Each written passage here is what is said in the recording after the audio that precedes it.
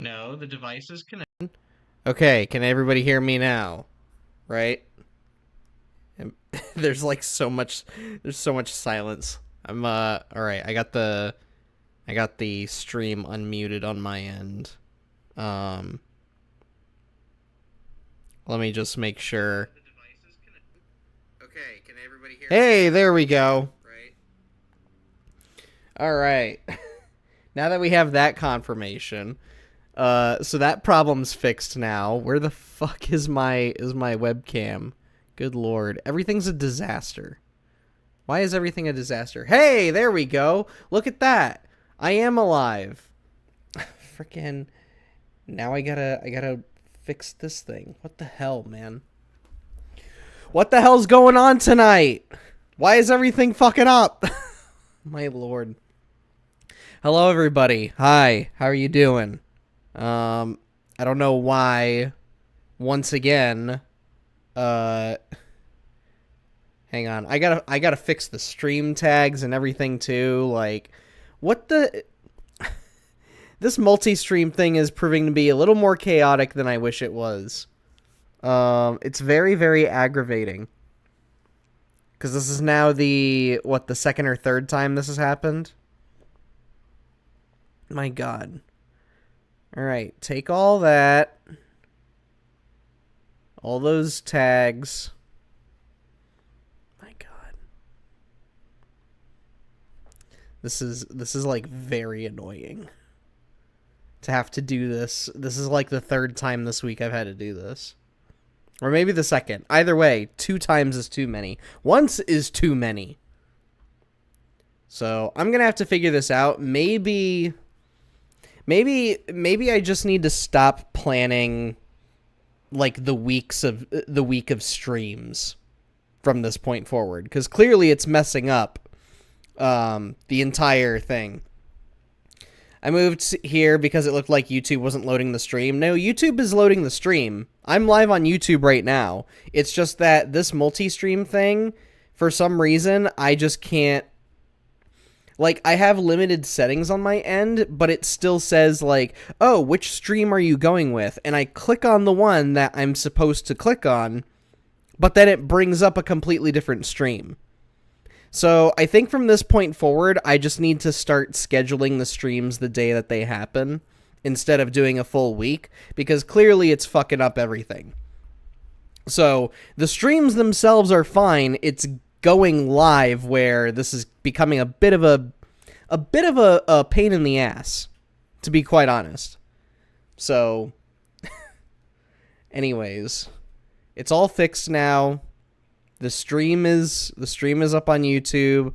I'm going to go ahead And I'm just gonna go ahead and delete the post where I was like, hey, I'm gonna be going live here, because clearly that one is not the one that's live. Frickin' which one? Great, now YouTube's even fucking up on my end. Can I please just get some streamlined stuff? Please? Oh my goodness. Let me see here. So we'll go ahead, we'll manage videos here. Pardon me while I try to fix this in real time here. I think I'm just going to go ahead and start doing that. I'm going to start making the streams go live as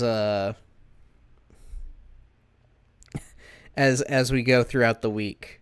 So, and maybe I'll just do a single post that's just showing like, hey, here's what I have planned for this week for streams.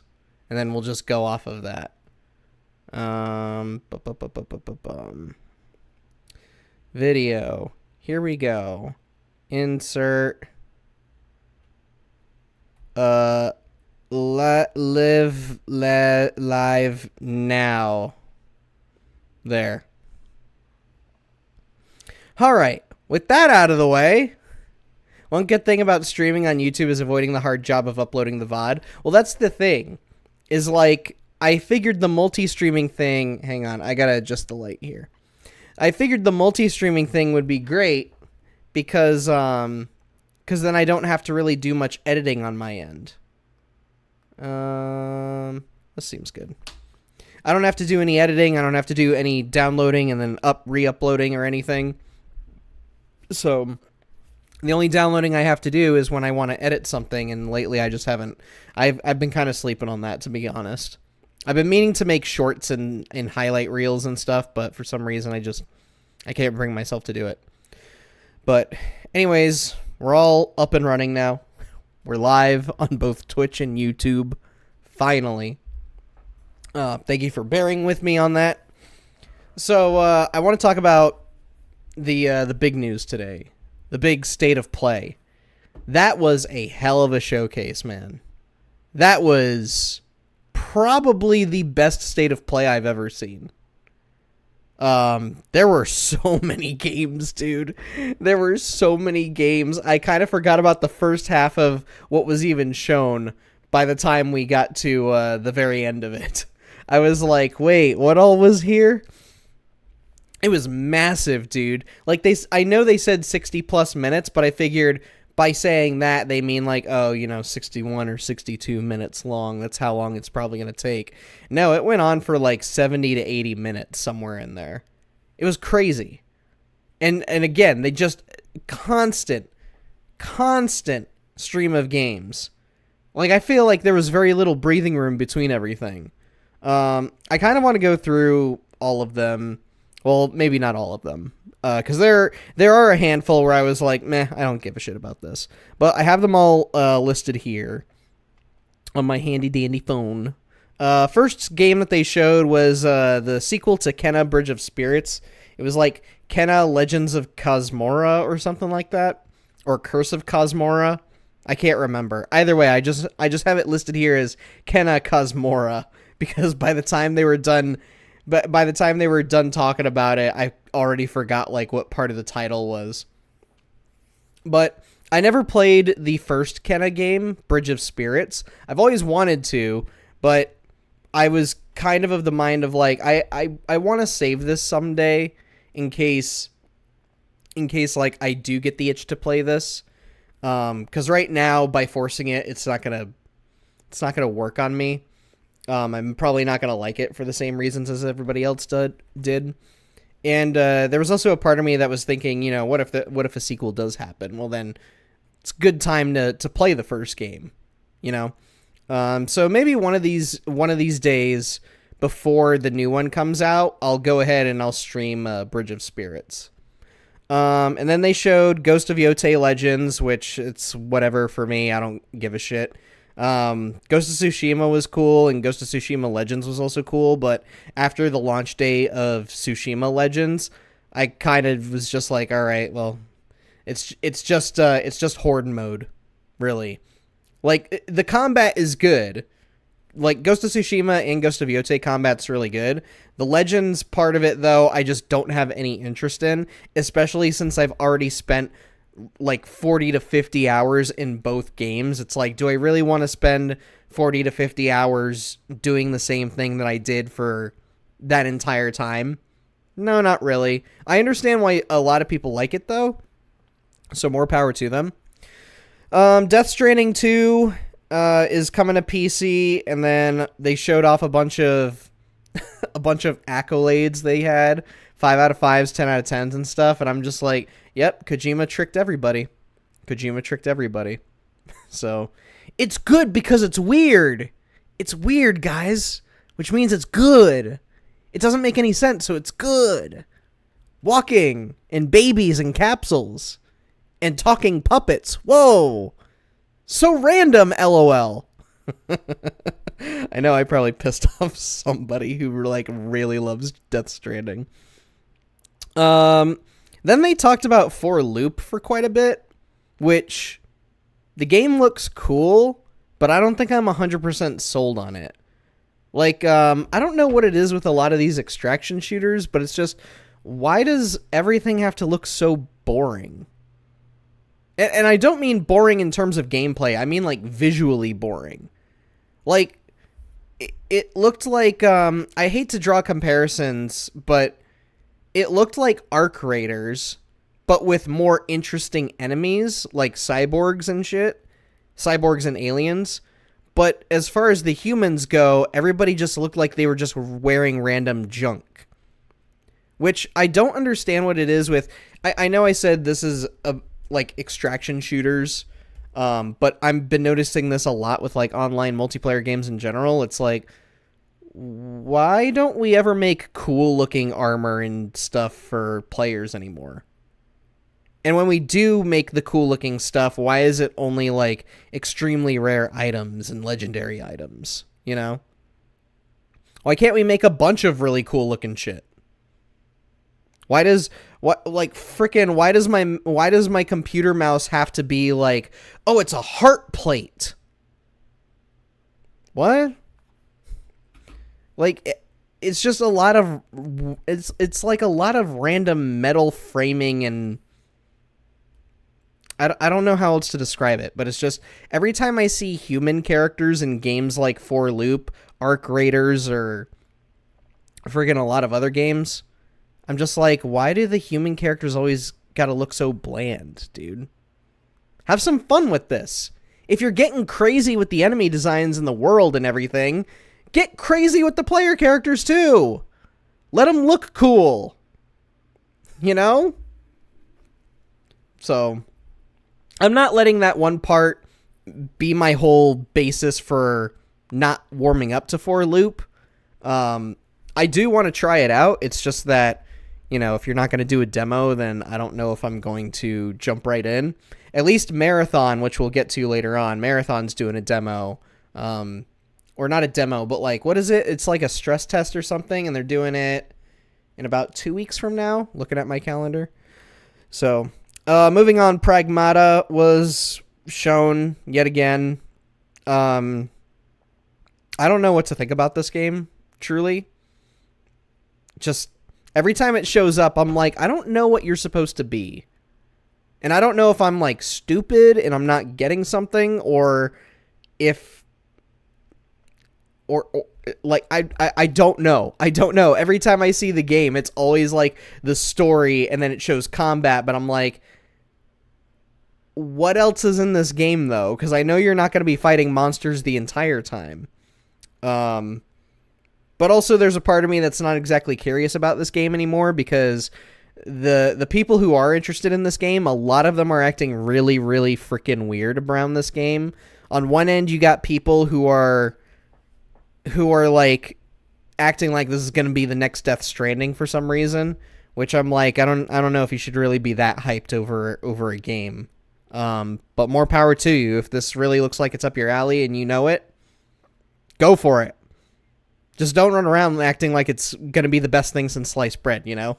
So there's that side of the people who are hyped. And then there's the side that have a really, really, really weird obsession with the little girl. And I don't mean, like, oh, she looks kind of cute. I mean, like, oh, she looks cute. Like, it's those kinds of people. The frickin', they're basically pedophiles, but they don't want to say they're pedophiles. So,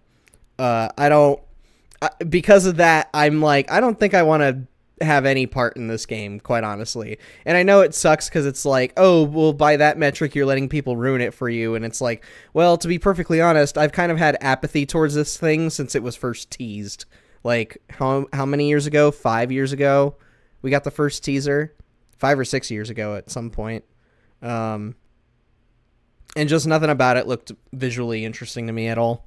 So, and then Capcom showed off Resident Evil Requiem yet again.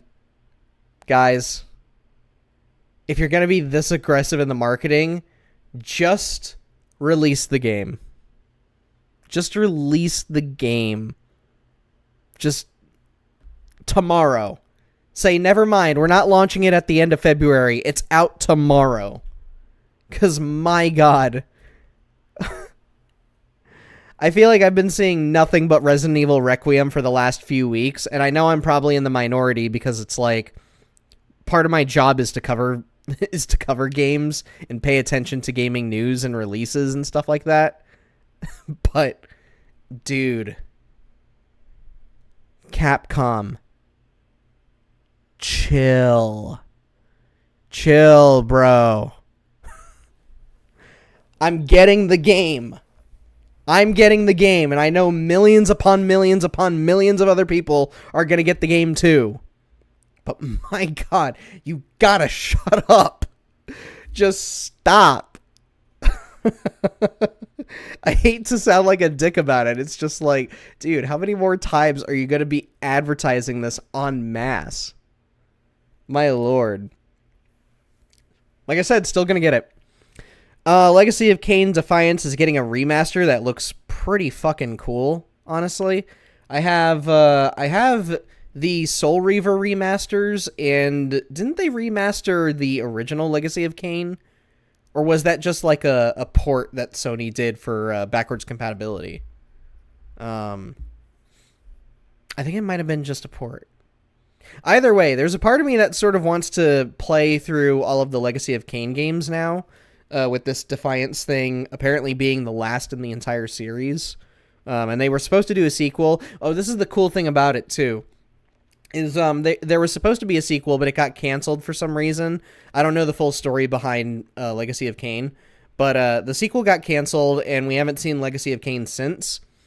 But they're putting in like what was finished into the game, into this remaster of Defiance, which I think is really freaking cool of them to do. So I would really love to check that out and see what could have been, but kind of requires me to go in with much more knowledge than I actually do, which is not very much about the franchise. They showed off this tactical RPG strategy game, Brigandine Abyss, which looks pretty cool. It's a game that's up my alley. I like tactical RPGs. I like strategy games. So I'll just I'm gonna go ahead and just move on to the next thing. I don't really have much to say about it. I just saw the gameplay, saw the character designs, and I'm like, you know what? I'm in. So, Koei Tecmo came out, and my God, this was a bit of a roller coaster moment for me. So, I don't think I talk about it much on stream, let alone in many videos. But I am a huge Dead or Alive fan. I love Dead or Alive. I think it's one of the best fighting game franchises ever made. Itagaki's passing even kind of hit me hard last year when he passed away back in, was it October or November? It was somewhere in there. But it's like that dude was partially responsible for like my tween and teenage years. And not because like, oh, it's a fighting game with hot girls, you know. Granted, I'm not gonna lie. Yes, The Dead or Alive ladies are hot. But I wanted more 3D fighting games, and at the time, the only one that I knew about was Tekken. So when I discovered Dead or Alive, I was like, oh shit, I want more of this. For some reason, 2D fighting games have never really gelled with me outside of Skullgirls and Marvel vs. Capcom 2. And maybe like a couple other exceptions, but like as far as Mortal Kombat goes and Street Fighter, it just doesn't click with me for some reason. But anyways, Koei Tecmo comes out. They say, "Oh, we're proud to talk about the next chapter of Dead or Alive," and I'm like, "No way, no way!" I'm getting hyped, and then you see the 6, and I'm like, "Son of a bitch!" Dead or Alive 6, last round. I'm sitting there just mouth agape, and I'm like, "You can't be fucking serious. You can't be serious." It's been 7 years since Dead or Alive 6, and you're coming out with a remix of it? No! What are you doing? And it was like, for what they were saying, it was cool. Like, I forget the producer's name, but he was saying, yeah, they're bringing Dead or Alive 6 back, and this time it's going to come with all the previous DLC. On top of that, they're going to add even more characters and more costumes and just more DLC to this one. It's basically Dead or Alive 5 Last Round all over again, which is great. It's great. Dead or Alive 5 Last Round was like, I would argue that's like the complete Dead or Alive experience. Before that or under that would be like Dead or Alive 4, in my opinion. But no, it's like, it's really cool. The repackaged thing is really cool. It's just at first I'm like, you've been ignoring the franchise and focusing on the fucking Extreme series for the last 7 years, and this is what you come back with? And then I had to shut up and correct myself because the producer says, and before we go, here's a trailer to let you all know what's next for Dead or Alive. And sure enough, it's a teaser for Dead or Alive 7, man. They didn't officially say the title of it, but it's like, okay, we know it's Dead or Alive 7. We know that you guys are going to use roughly the same character models as you used for Ninja Gaiden 2 Black from last year. So, awesome. Way to turn it around, because if you just came to announce Dead or Alive 6 Last Round and then just scoot on by, oh man, I don't think this community would be super happy with you guys. But I'm most likely gonna get I'm most likely gonna get a 6 Last Round when it comes out. I'm just glad that Dead or Alive is back, and it looks like maybe they're gonna try and correct the wrongs of Dead or Alive 6. Not that Dead or Alive 6 was this horrible game, but there were some issues with it that we kind of didn't realize until about a month or two after launch. Which is a real shame, because the game itself is really fucking good. Full disclaimer, I did get an early copy at the time it launched, and I did get invited to Koei Tecmo America's offices to play the game early. So that was a cool experience and all, but I still stand by my praise for it. I think it's an amazing game. Is it as good as the other Dead or Alives? Not really, but it's still really fucking good. It's still really good. Like, I would say if you are new to the series, you should play Dead or Alive 6 over the other ones. It's a bit more balanced in terms of difficulty, and it's a lot more... What's the word? I guess... No, not lenient. It's more willing to teach you. Like Dead or Alive 5 Last Round has a really good tutorial system. 6 has an even better one, in that you not only have the traditional tutorials to go through, but you also have Dead or Alive Quest, which helps you kind of hone in your skills a little bit more, because there are quests in there that are like, hey, do this combo before you KO the character, or try to perform this action, or use this combo this many times. Like, that one is much more in honing your skill. So... anyways, moving on. I know I just, like, geeked out about Dead or Alive for several minutes just now. After that, Control Resonant kind of brought the mood down for me. I don't really care about Remedy stuff. I understand why people like them. For me, nothing about their games really hits me at all. I've tried getting into Alan Wake. I couldn't. I tried getting into Alan Wake 2. Really good as far as, like, you know, pulling me in with the mystery, but eventually I lost interest. And Control, same thing. Where it's like, okay, you got weird things going on. Is there anything else? Something to maybe actually explain and bring some logic to this world. And I know that's stupid of me to ask in my video game, but it's the same shit that I give Kojima for, where it's like, you guys are kind of being weird for the sake of being weird, which can be cool, but it's like, there is such a thing as being obnoxiously weird. Where it's like, you're just getting a little too kooky with all this, you know? So, I just,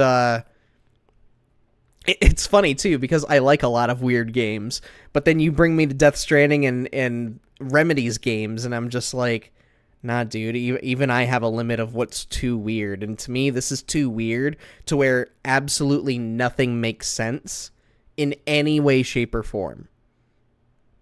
Like, a Dr. Seuss world has more logic than this. So, I don't know, maybe it's the visuals. Like, you can't give me a realistic looking setting and then bring in, like, obscenely cartoony things. So, also just, Resident, yeah, it looks cool, it just doesn't look like my kind of game.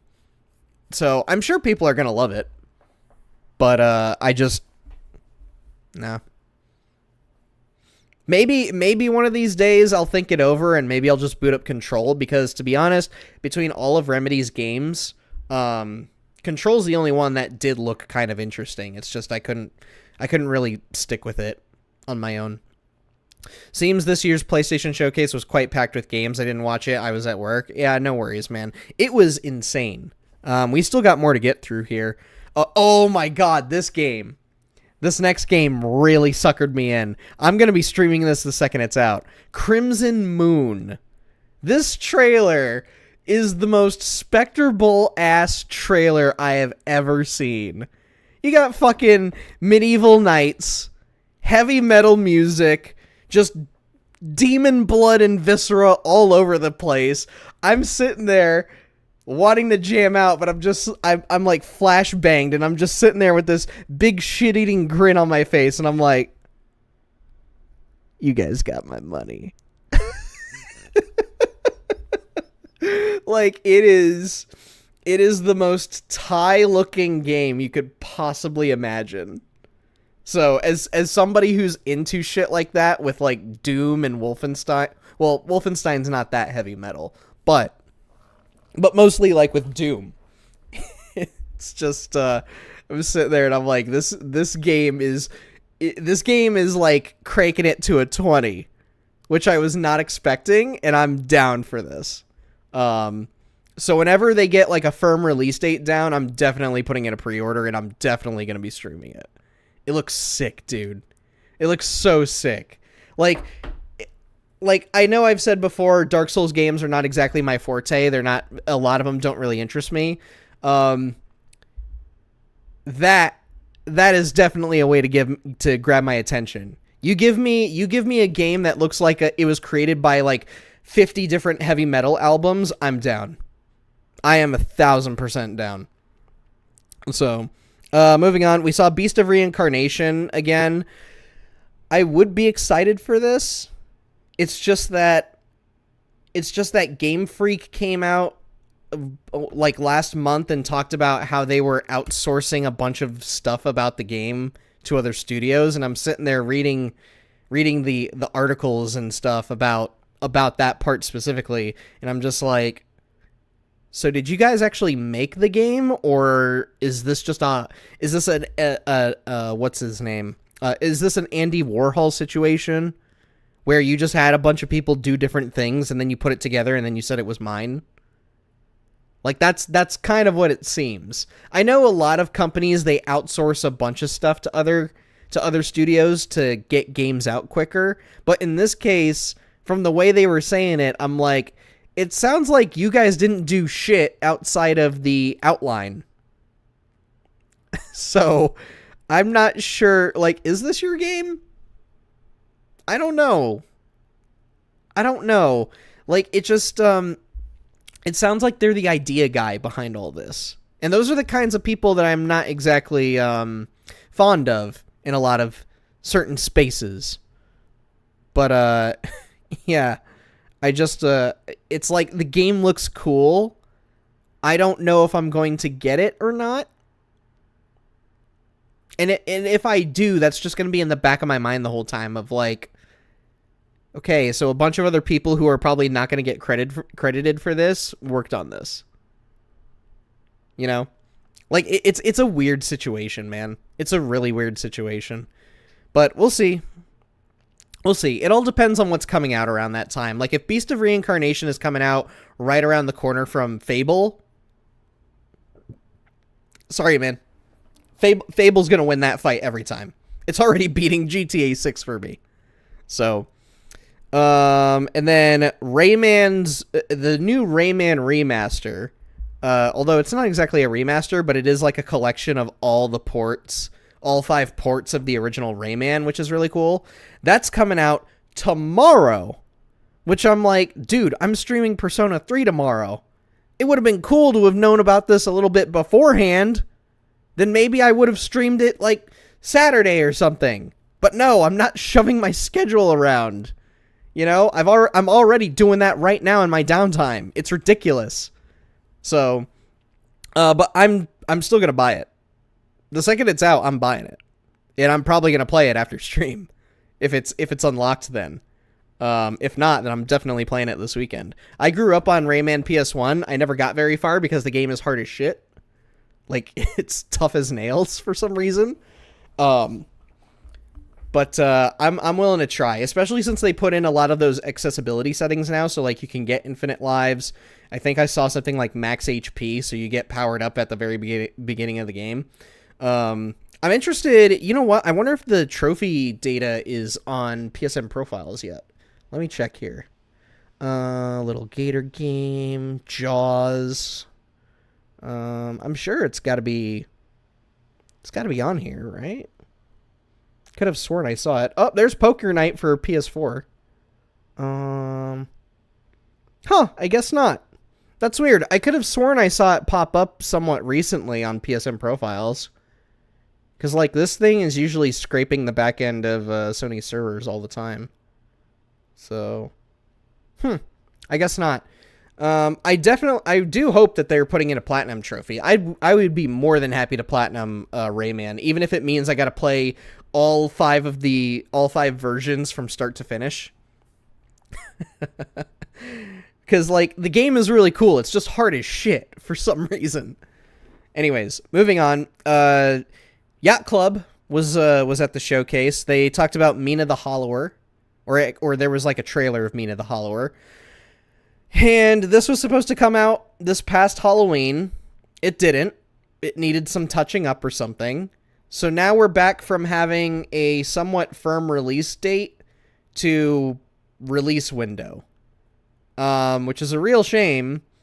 I've heard great things about the game, and I'm on board with this to the degree where I haven't even played the demo for it yet. But man, dude, I'm ready to give you my money. It's just, holy shit, what has taken so long on this, man? You know? Ugh. The whole development story behind this game is kind of weird too. Like, apparently this game was going to be directed by like an intern, and then it was too much for the intern to handle, I guess. So he dipped, and then the director of Shovel Knight came in and took over the entire project. So they've been working on this for like several years now. I don't know what they ran into, what problems they had, but I just hope that they can get it out soon. You know, perfect. It's almost impossible to reach total perfection.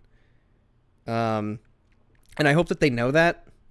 And I hope they're not like, you know, worrying about like insanely finer details, you know, like there's this saying in the entertainment industry as a whole of like sometimes you got to take away the art from the artist.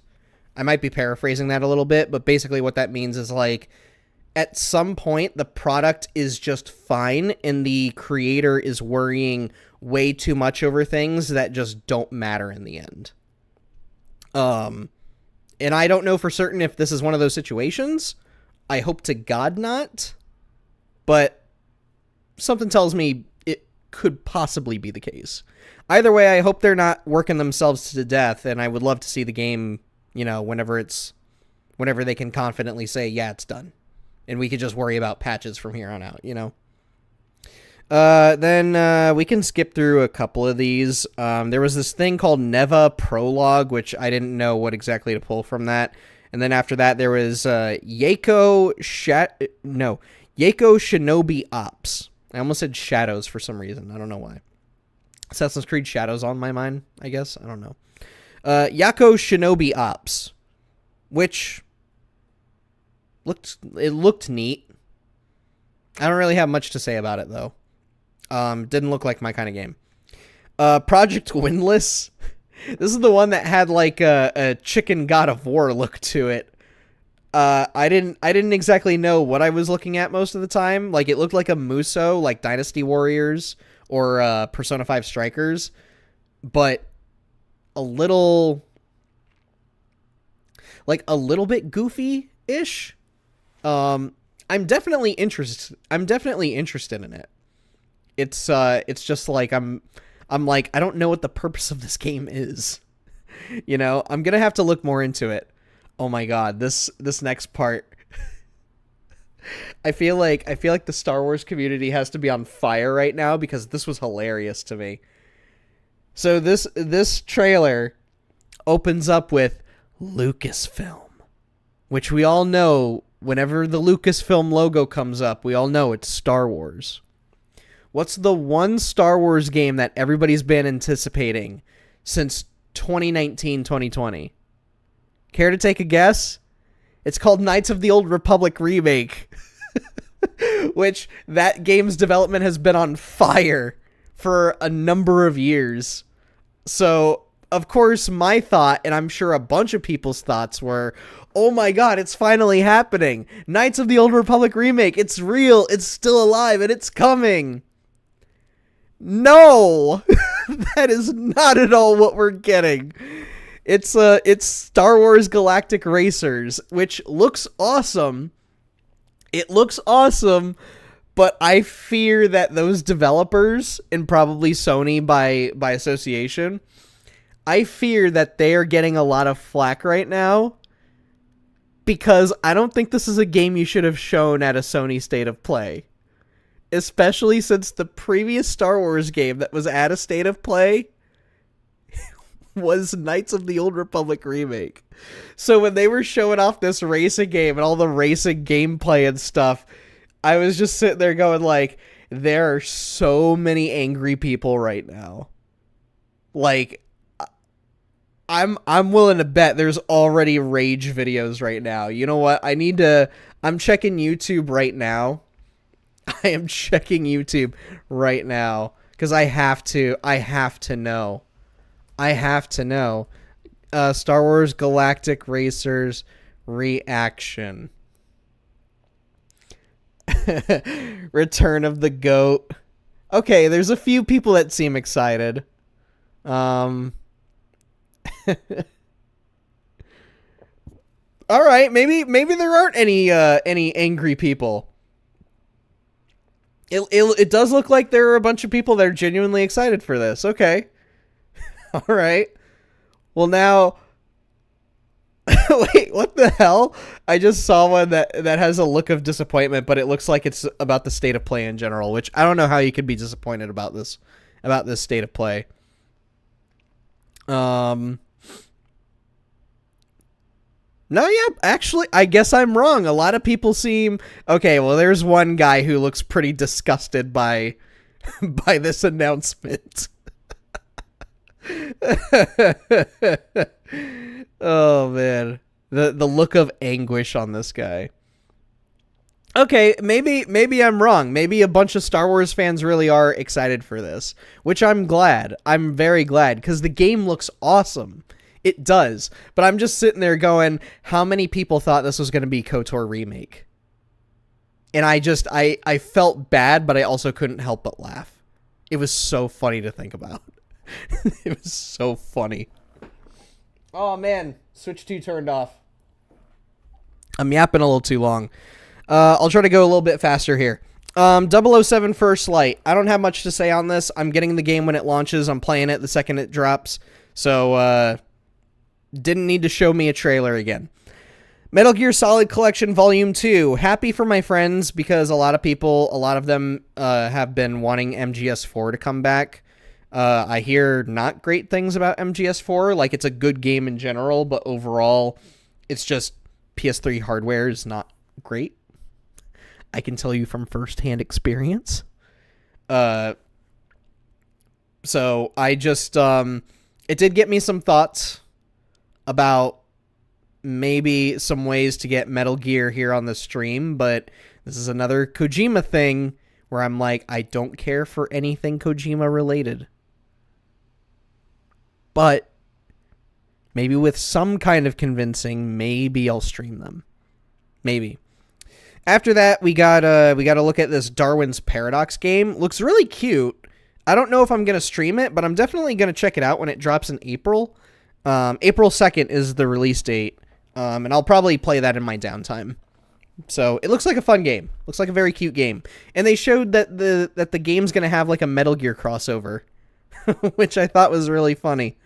And then after that, it took ages, but finally Castlevania's coming back, and it's being made by the developers behind Dead Cells, which I'm like, holy shit, about time, dudes. About time. Good lord. It's like the obvious solution. Hey, Konami, you're coming back to video games. Silent Hill's a huge success. People are dying for Metal Gear to come back. What about Castlevania? What do you mean, what about Castlevania? We don't want to do anything with Castlevania. Why? It's been several years. Well, why don't we do something with the Dead Cells guys? We worked with them before. Good idea. But, whoops, sorry, dropping my phone here. But, Castlevania Belmont's Curse. I didn't see the release date if there was one, but I don't have it jotted down here. I just have Castlevania Belmont's Curse on here. I'm super excited for that. I'm actually going to see if I can try to plan around that and do like a Castlevania marathon streams. Because I've only played a few of them, but I've never beaten any of them. So I'm very, very, very curious. Then they showed off Silent Hill Townfall. Looks really cool. I'm not really a Silent Hill fan. I've always wanted to play them. It's just anytime they come out, I don't have the time. I just don't. Maybe I can change that this year. I do have Silent Hill 2 Remake. So, it's been sitting there. This other game, this one was kind of a random one, but they showed this game called Rev Noir. I think this is a Konami game. And it looked pretty cool. The visuals weren't super amazing, but when they were showing off gameplay, it looked pretty fun. So I'm open to it, but it wasn't anything that was like having me go, yeah! You know. Then there was the John Wick video game that was shown off. I haven't seen any of the John Wick movies. They look cool, but they've never been movies where I've been like dying to go and see them. Maybe this will change it for me, though. That way I can play the game and actually understand what the hell's going on. Then they spent a little bit of time talking about Marathon. I'm only going to get Marathon to play with my friends, because some of them seem super interested in it. But I don't know if it's going to stick with me for super long. We'll see, though. This is another one of those games where I'm like, okay, I'm open to the idea, because at least among all the extraction shooters, this one looks the most interesting. Especially since you have like different character classes to work with. So I will definitely be taking part with that. Earlier I mentioned how they announced that they're going to be doing a stress test soon, which I think February 26th, if I recall correctly. So I'll definitely be doing that, and I'll probably be streaming it as well. Oh, actually, no, because the 26th is the night that we got Resident Evil. Maybe we'll do a half again. We'll do a couple hours with Marathon until Resident Evil Requiem comes out. I was planning on doing Persona 3 Reload, but my God, too many games, dude. Too many games. After that, they announced PlayStation Plus premium games coming out, as well as Extra. So Marvel Spider-Man 2 is going to be a part of PlayStation Plus Extra, which, if you like Spider-Man, you're probably going to like this one, but I didn't really care for it personally. There were just way too many moments that brought the game to a dead-ass halt. And it really annoyed me, because it's just, I'm sitting there going like, how much money did you spend on this particular segment? And why is it taking up this amount of time? Why is this not a cutscene? Like, that's one thing that's bothered me a lot about modern gaming, is that there are so many games that are so overly indulgent in their story that they turn story moments into gameplay moments when they're not that important. Like, I think about God of War and how it used story moments as part of the gameplay, but the difference between that and what most games are doing these days is that those moments actually do kind of hit because of everything you've been through. And it also sells Kratos' character. Whereas Spider-Man 2, you're going on a bike ride with Harry. You're sneaking into the old high school. You're going to Coney Island with your friends and playing some carnival games. I'm like, this is not why I'm here, dude. I'm here to be fucking Spider-Man. Like, if you just cut out all of the carnival games from the Coney Island section, you just, like, you show the part where they arrive to Coney Island and they're, like, you know, having their friendly banter. Then you show a few shots of them playing the games. And then they get on the roller coaster, and then you resume from there, where you have, what was it? I think it was Venom that attacked Coney Island. Either Venom or Kraven, but either way, you know, Coney Island gets attacked, the roller coaster starts falling apart, all that shit, and then you resume normal gameplay. If you just trimmed that out, and you trimmed out the bike ride to school with Harry and everything, like, you probably would have had the perfect sequel. So, anyways, I don't want this turning into like an entirely hate-fueled Spider-Man 2 tirade or anything. I'm just saying, like, if you enjoyed the previous two games, you might like this one. But if you're somebody like me who's getting really annoyed with the way story is getting carried out in a lot of modern games, you're probably going to get annoyed with this one. As for PlayStation Plus Premium, we're getting Tekken 5 Dark Resurrection and, surprisingly, Time Crisis as our PS Plus Premium titles for the foreseeable future. As for this month, though, we're getting WALL-E on PlayStation 2, which is a really great game. It is. It's a pretty solid Disney game. One of the last solid Disney movie licensed games.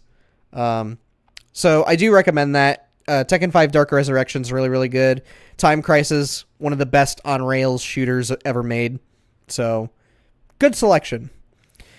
Then they dove into Saros for quite a bit. I didn't really pay attention because I'm like, I'm already sold on this game. I don't give a shit what you say at this point. All due respect. All due respect, Housemarque. I'm excited for the game. I'm going to get it the second it's out. So, I didn't really need to see any more. The Marvel Tokon is shown off again, and they reveal Storm, Magic, Wolverine, and Danger as new playable characters.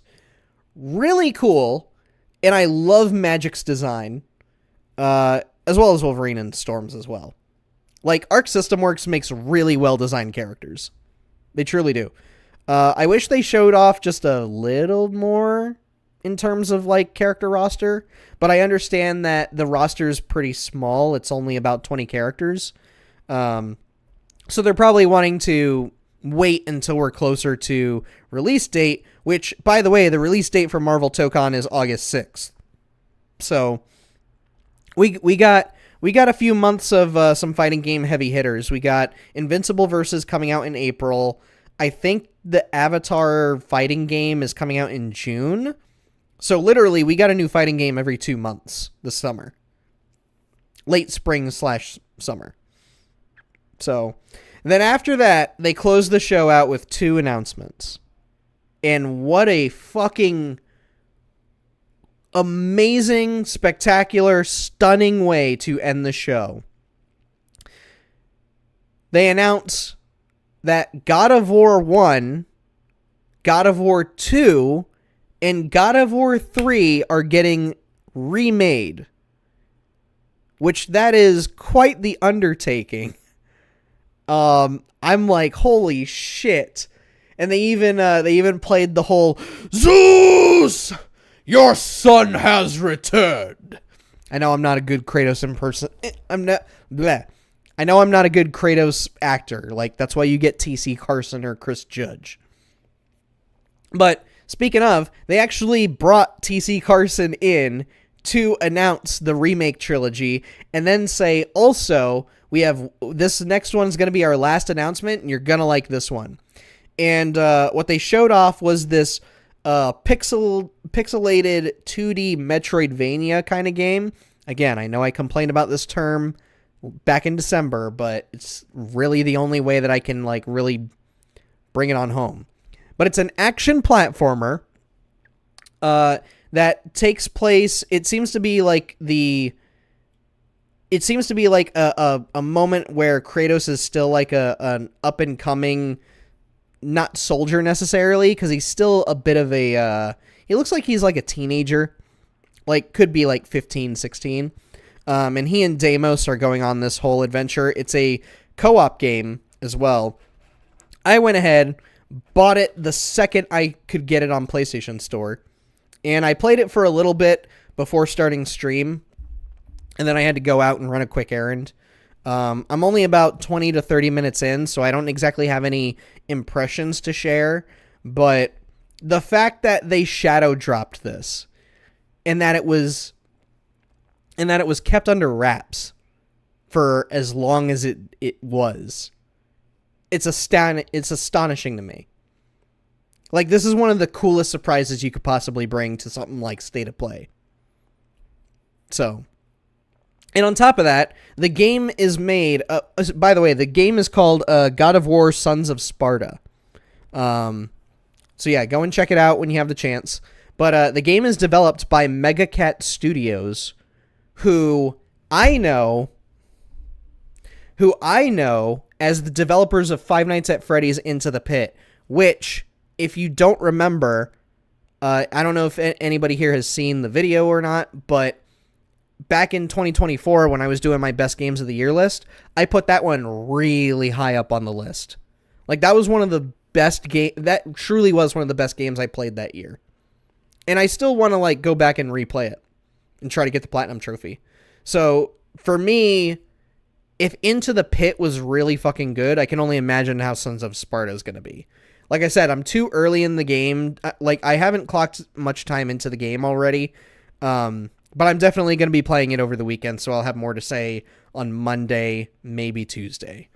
But anyways, so that's the State of Play. I would say overall, A fucking plus.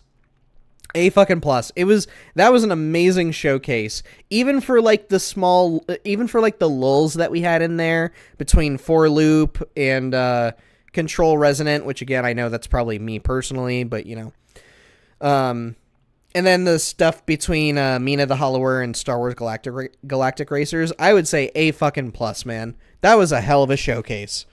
Like, that probably filled out the rest of the year for me in terms of what games I'm gonna buy and play at launch.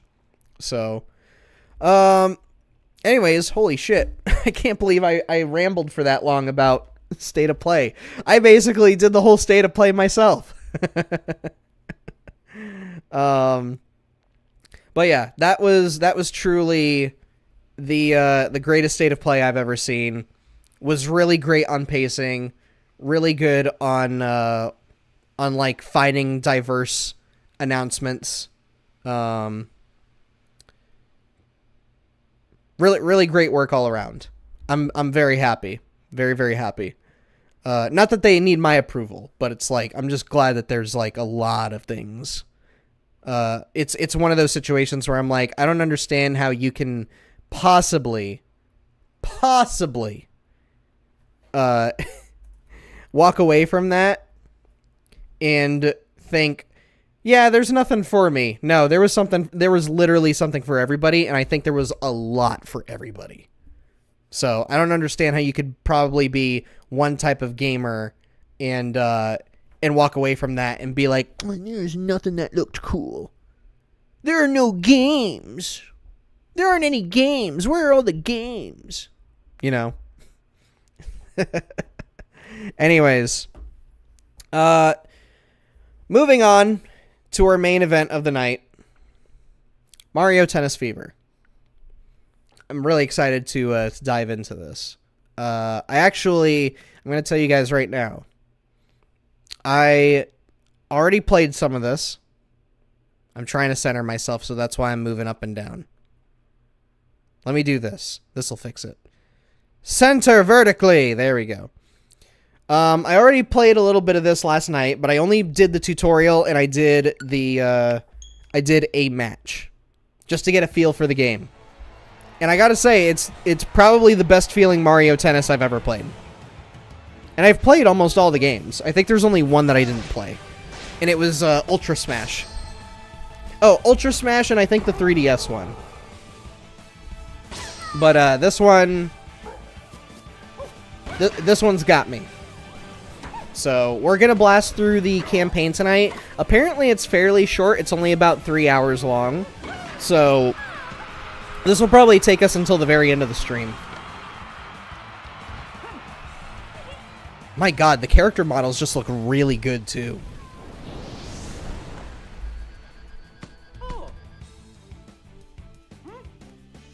Okay, the TV is muted. I just wanted to make sure. 3DS Mario Tennis is way superior than the Wii U version. I'll believe you. But then again, it doesn't take much to surpass Ultra Smash, because Ultra Smash was just, I'm like, what is this? This looks boring as shit, dude. like I feel like they started development on that, and then the Wii U was just tanking, so they were like, just get the game out the door. We can't keep spending more money on this. So, and that's why it ended up being so bare bones. That's my conspiracy of it, though.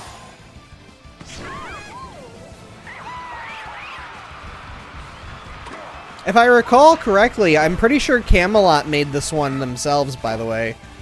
Which I was saying to my roommate, I'm surprised that they're still around, because I haven't really heard much about them for the last 10 to 15 years.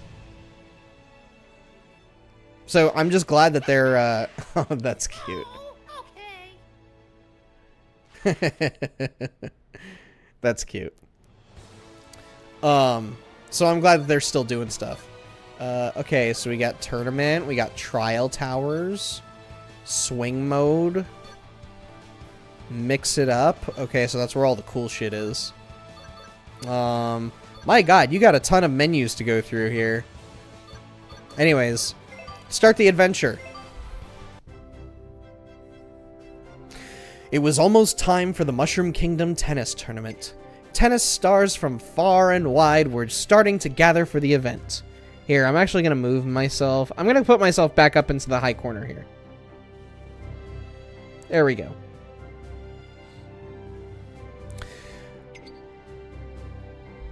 But one thing had Mario and the others worried.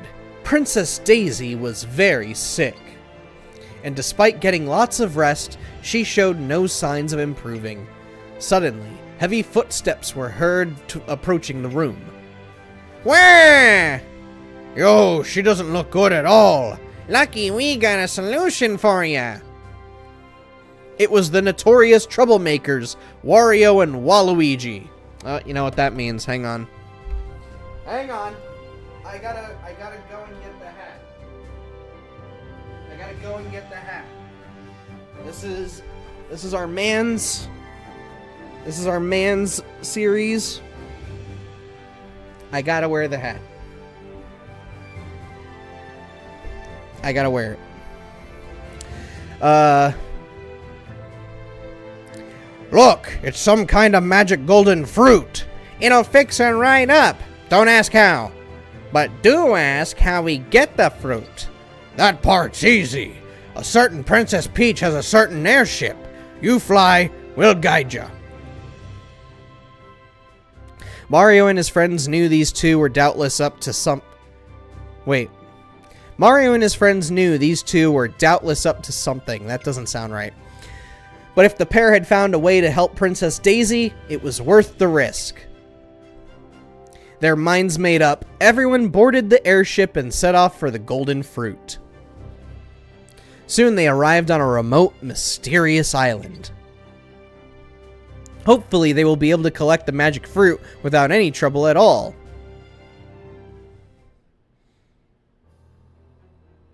I gotta say, so far this story is kind of lame. Your voice dubbing of Waluigi felt so accurate and perfect. I appreciate it, Jamil. I do my best.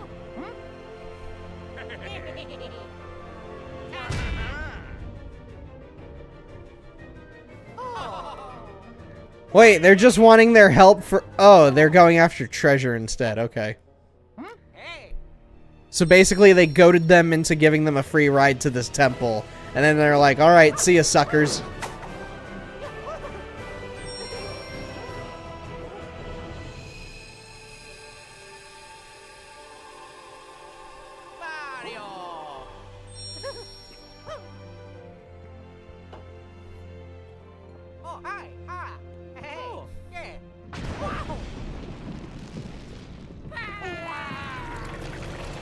Oh God!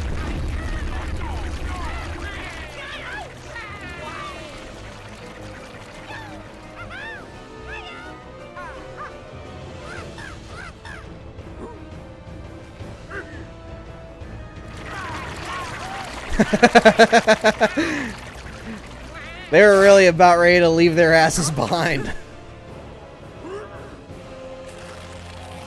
Oh.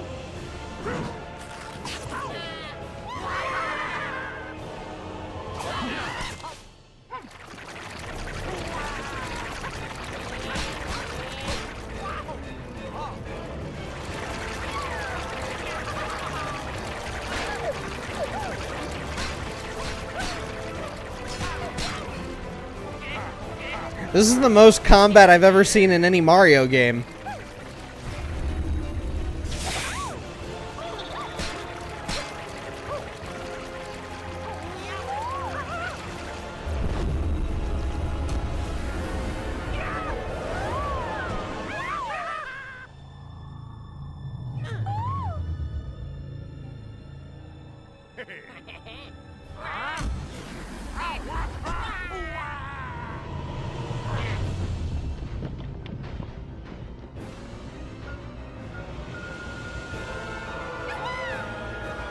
Oh no! They're all dead!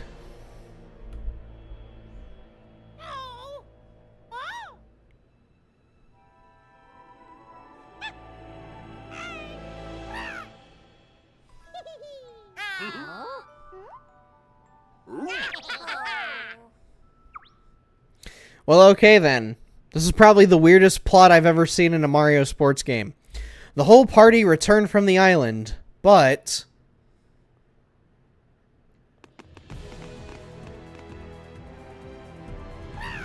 Here we are, Mario! Welcome to the Mushroom Tennis Academy. When did tennis become a part of this? I didn't believe it when I heard, but you really have been transformed into a baby. How is this even possible? A mysterious attack from a swarm of monsters somehow made it possible.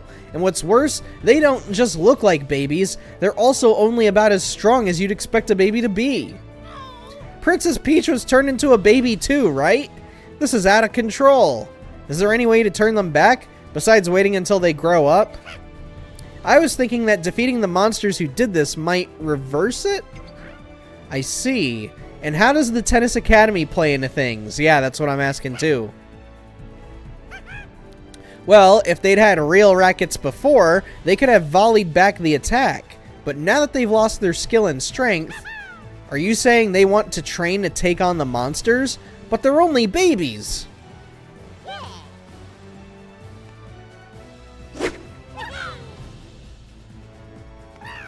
Whoa! That was a serious swing!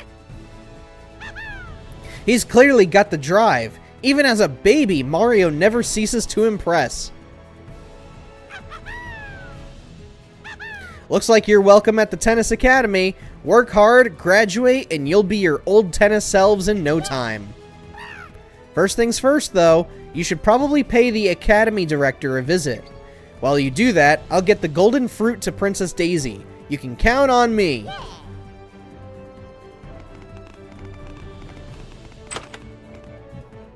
Ooh, excuse me. Sorry, and I punched the microphone. I didn't mean to. Alright. Head to the Academy Director's office. I'm gonna guess it's up here. Oh, a new student? Yes. I'm all about sharing tennis info with students. I bet I'll see you for an assignment soon. Alright. Ah, here we go.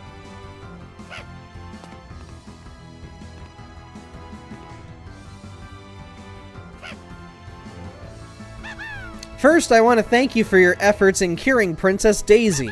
Because you were able to collect that golden fruit, I'm confident Princess Daisy will recover quickly. That said, it's very tragic that you were all turned into babies by those monsters.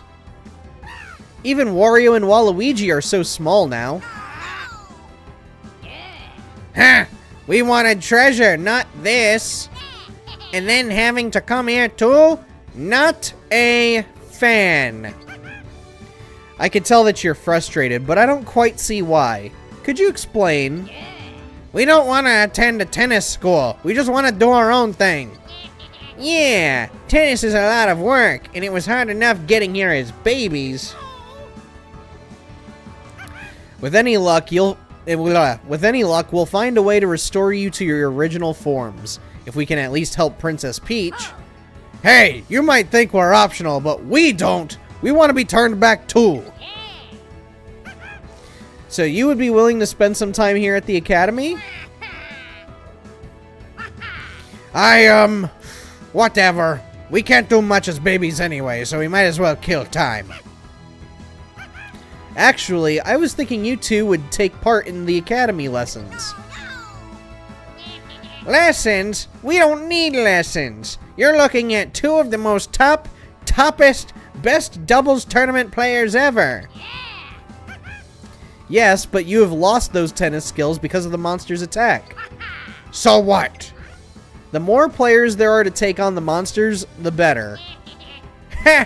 Mario doesn't need us for all that hero stuff. Plus, that ain't our style.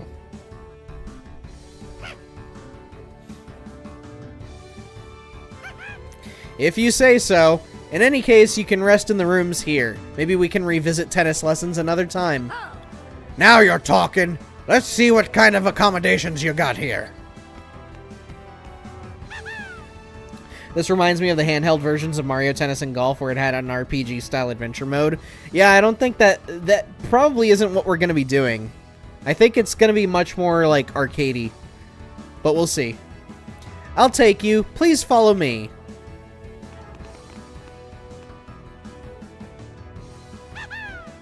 Mario, Luigi, are you ready to dive straight into your tennis lessons?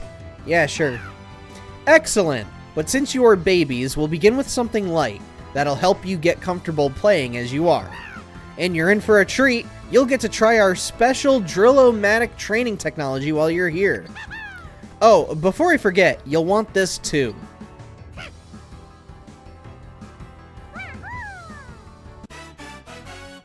Mario received a player card.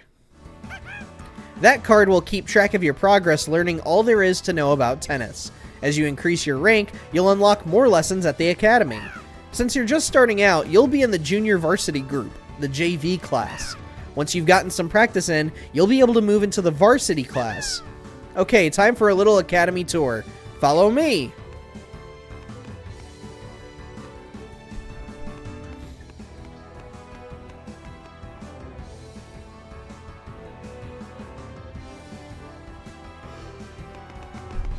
Can I change characters? No.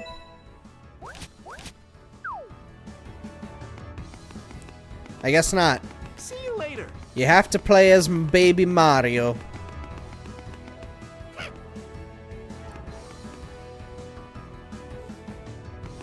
Okay.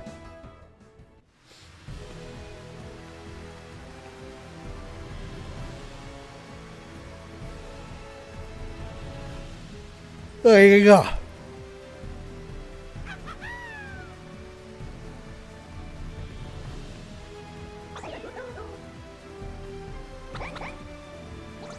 Yes, there are people hanging out. I can see that.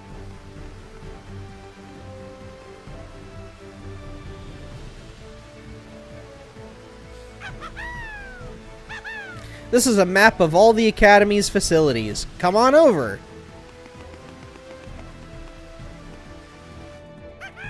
We're currently standing at the center of the Academy. Off to the right is the training center. That's where you can learn about different tennis shots and build up your strength. Over there are pipes that lead to the tennis courts. Head that way when you want to play practice matches or raise your rank in a rank-up match.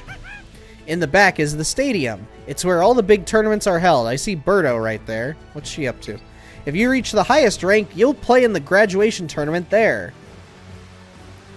You should start by heading to the training center to practice lightly hitting the ball. The training center is also where you'll find our Drillo-Matic training machines. Check them out. Remember to train at your own pace. It's important to enjoy yourself even as you work to regain your tennis skills, you know. I want to go see what Birdo's doing. She was looking kind of shady as shit up here. You. Hey, I've heard about you. If you reach the graduation tournament, you'll get to face me in the final match. How lucky for you. Alright, bye, Birdo.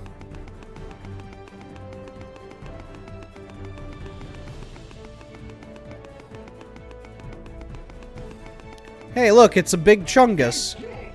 I'm really confident in the strength of my shots. If you had to classify me, I'd be a power player. That said, I'm not exactly zippy.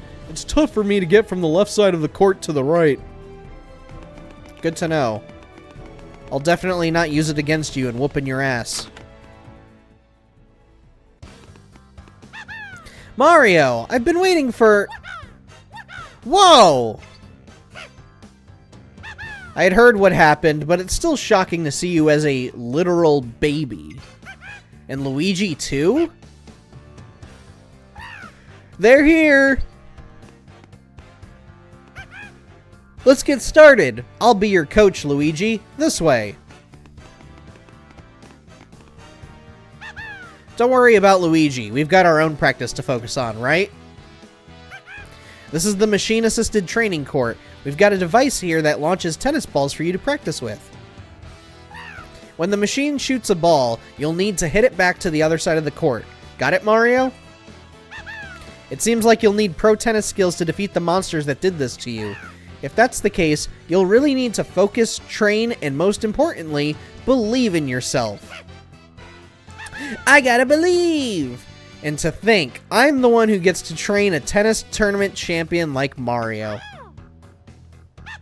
I'm going to do everything in my power to make you a top-notch tennis star again. Okay, get a good grip on your racket and prepare yourself. Firmly grasp it! Let's go. Firmly grasp it in your hand. Aw, not quite. Take a breath. Oh, I get it. So close. Great effort. All right, well, I guess the RPG stuff is a thing in this. Which I'm not going to complain. I think it's cool that that sports games can adapt RPG stuff. The balls you hit back are missing a little something. This must be because of your babiness. This seems like a job for our Drillo-Matic machines. There are amazing ways to train your body. Head to the area on the left and check out the training machine that uses our own modified trampoline. It's a great way to practice chasing tennis balls that come flying your way. No reason you can't have fun while you're training. Time to train. Follow me. You got it, little flower. Lead the way. All right, over here. Welcome to the... Wait, that's Flood! Hey! Welcome to the Hot Pursuit Drill-O-Matic. You must begin at the first level. Are you ready to proceed? Prepare yourself for an intense workout involving chasing practice balls and working your core. You may enter.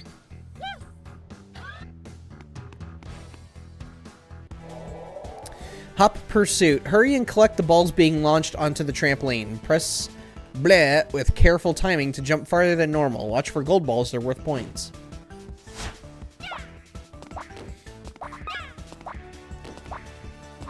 No! Okay. I thought they actually, like, fall off.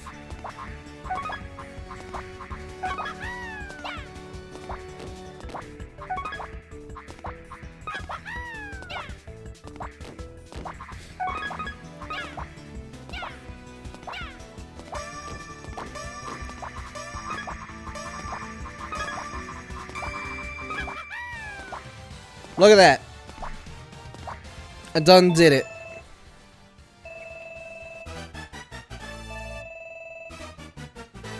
Okay.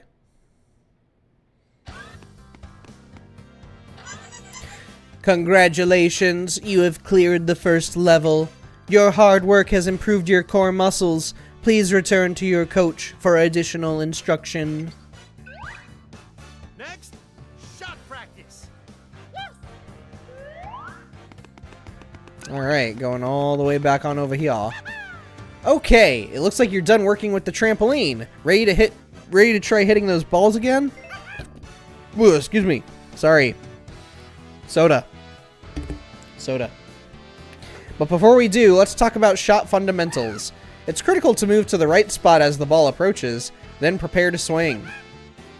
Make sure to hit the ball back either before it bounces or after it has bounced once. If the ball bounces twice on your side of the court, that's a point for your opponent. Okay, time for you to hit some shots. Okay, let's go. One, two, 1, 2. Oh, that was dangerous. Wonderful. All right. Wonderful. A little close there. Last one. I knew you could do it. Okay.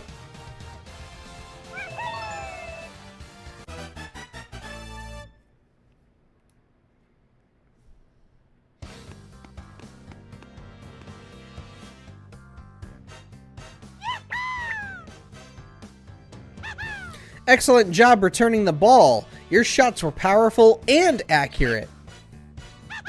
Now then, let's get you your sticker for completing the assignment. Oh, that's right. This is your first sticker.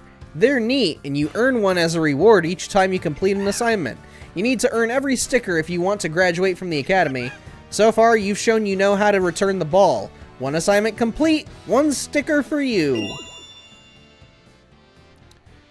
Okay. Oh, there's certain stickers for every single rank. Okay. Okay, next up is the top spin shot. A top spin shot is when the ball rotates forward as it flies. To make that happen, you need a strong lower body. Once you've learned how to apply forward spin, you'll find it easy to hit top spin shots. Use the winged run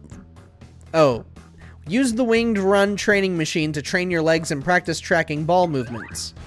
Give it your best shot.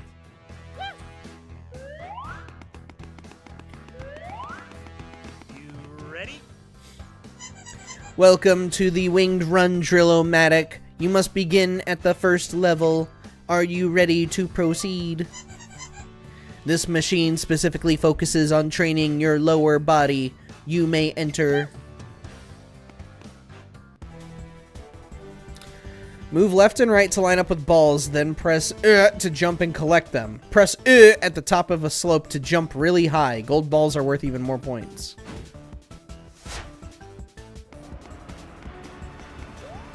Oh, do I have wings? That's cute.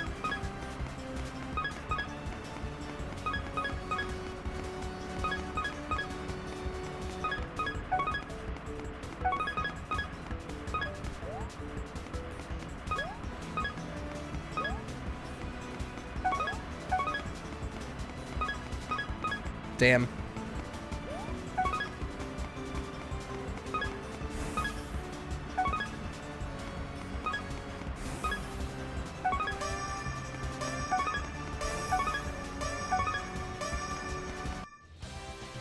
Okay.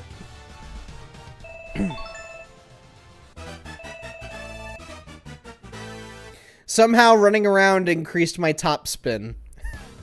That makes sense. Congratulations, you have cleared the first level. You have gained leg strength as a result of your hard work. Please return to your coach for additional instruction. All right, nice hustle. So let's see, there's an elevator that goes up. There's another mini game. Another mini game. Another mini game. Another mini game. Holy shit, man. Are we gonna play some actual tennis or what? Is this Mario Tennis or Mario Party? Ready to practice your top spin shots? Alright then, before we get started, let's review top spins. Simply put, they're basic shots where the ball rotates forward and bounces high up when it lands. If you quickly move to where a ball is going to land and get ready, you can return the ball with a sharper angle. Use this angle to throw your opponents off. Aim for wherever they aren't, and you just might score. Alright. Okay, let's go.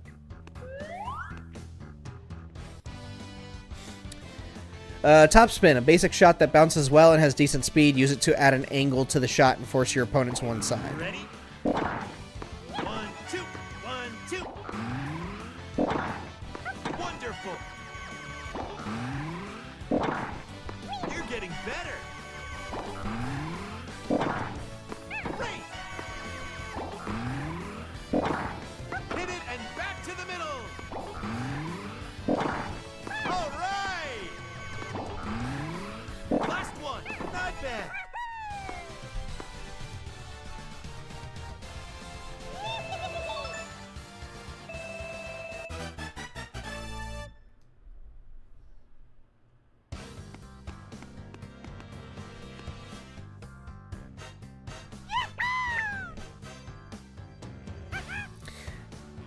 Okay, that was weird. You paired power with rotational force for some good top spin shots. Okay, I think we can move on from forward rotating top spins. Here's your sticker for completing the assignment. Only got to do this 5 more times. Next, let's talk about the slice shot. This shot sends the ball flying with backspin, making it curve to the side. The key is quick body movements and serious swing follow-through. A successful slice relies on your swing and how sharply you move your body.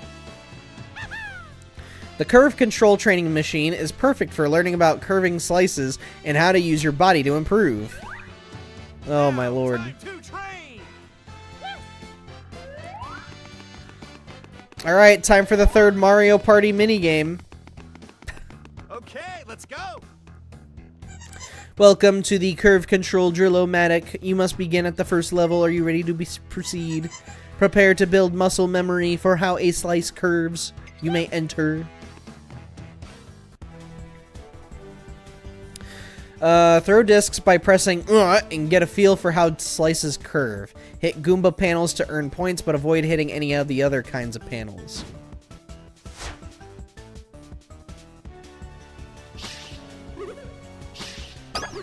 Oh, I see.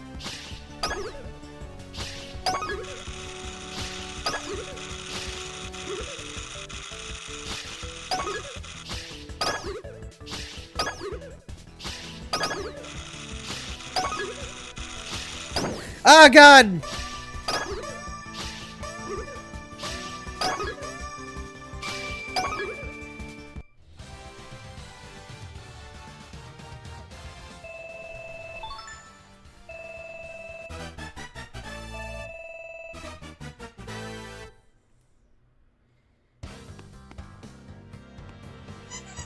You cleared the first level. Your hard work is reflected in your physical prowess. Please return to your coach. Blah, blah. Head back. Yes, I noticed that. Time to head back. My goodness. They couldn't have paced this out a little bit better, huh? Oh, let's review slices. Slices are another kind of basic shot. They have backspin and fly low and slow. They're great for buying yourself time to get back to the middle of the court. Thanks to the way they curve outward, slices can be used to change up the tempo of the game. Okay, let's go. My lord, man. All right, let's go. Keep it going. All right.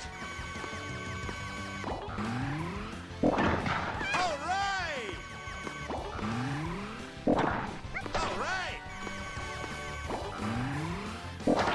Very nice. All right. Last one. Not bad.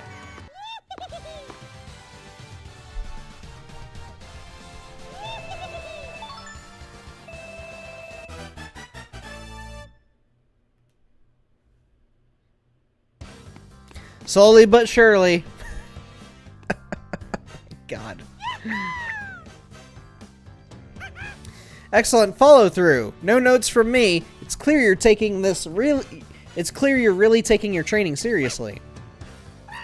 Okay, I think we can move on from backspin slice shots. Here's your sticker for completing the assignment. Now it's time to learn about the flat shot. For a flat shot, you really need one thing. Power! The flat shot is a high-speed, straight-flying shot. Hitting the ball with a lot of force when it's high up is key.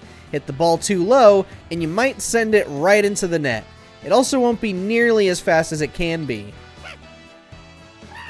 The Peak Power training machine is a great way to build up your strength and get a feel for landing hits at the right height. Can you keep They really could have paced this a lot better. All this back and forth is like let's go. really making the game feel a bit draggy than it actually is. So like I feel like I've been here for hours now, when really it's only been about what, 15 minutes. Welcome to the Peak Power. Ready to proceed. This workout involves repeatedly swinging downward with great force. You may enter. Bring the hammer crashing down by pressing when you're high up in the air. The higher up you are when you press the button, the higher your score will be. Highest score wins.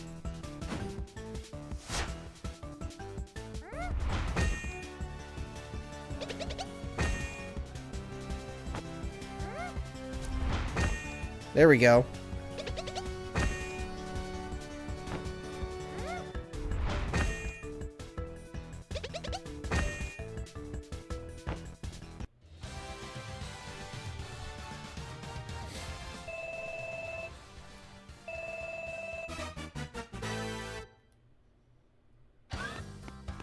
So here's my next thing. I'm already level 7. What's the purpose of the RPG mechanics if I'm gonna be like level 20 by the time the tutorial's over? You have improved your downward swing. Please return to your coach for additional instruction. Next, shot practice.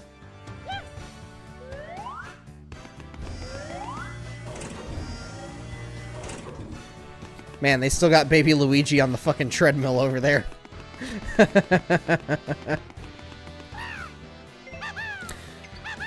Flats don't spin a lot, which means they fly pretty straight. They're also the fastest shot out there. The key to getting them to get a high up. Okay, let's go. A fast shot that gets its speed when you hit it high up. Use it when a shot that bounces high or triggers a star point comes your way. All right, let's go. Nice shot. Keep it going. Excellent. Oh, that was dangerous. Very nice. Again, great. You're getting better. Oh, that was dangerous. Last one. I knew you could do it.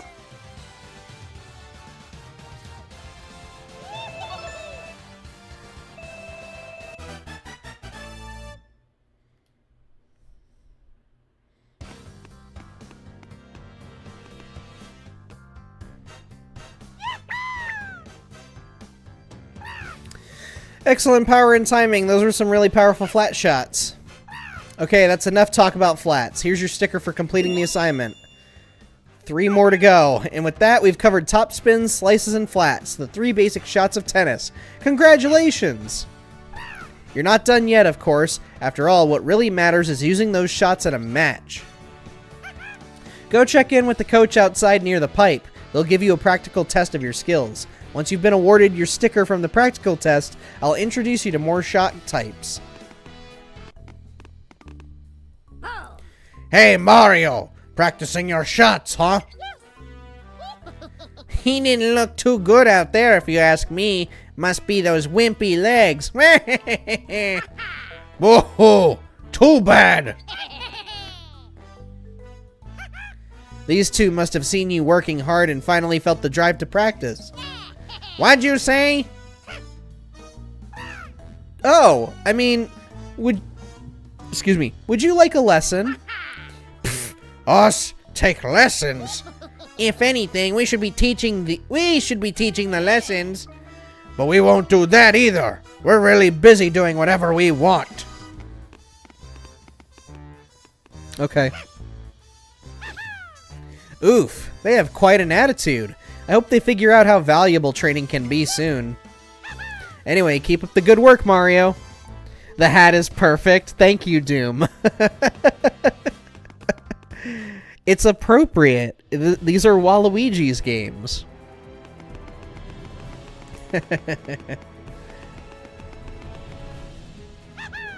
Hi, I'm here to help students with some on the court training. I see you've gotten your stickers for all the shots up to flats. Hang on, I got an itch in my head.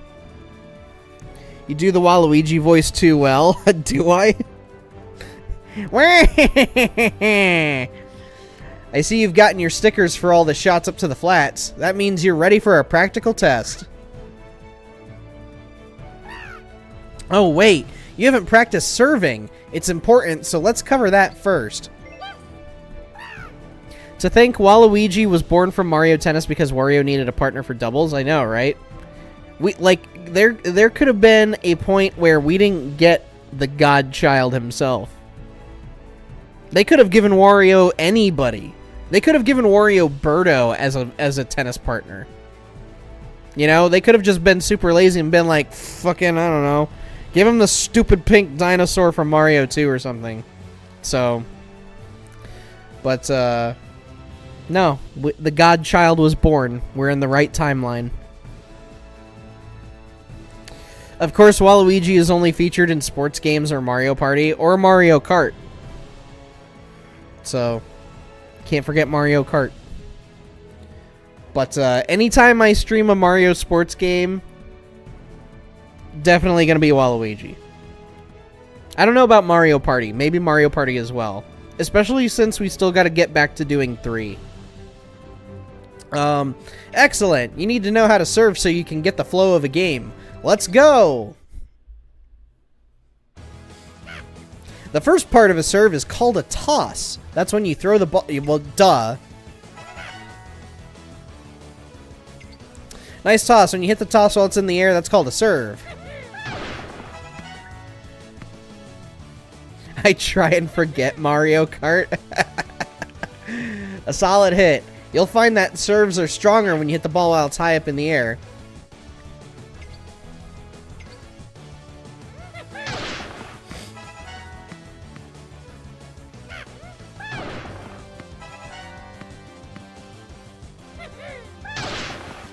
Damn, I was trying to get, like, the best one, and I don't know if I got it.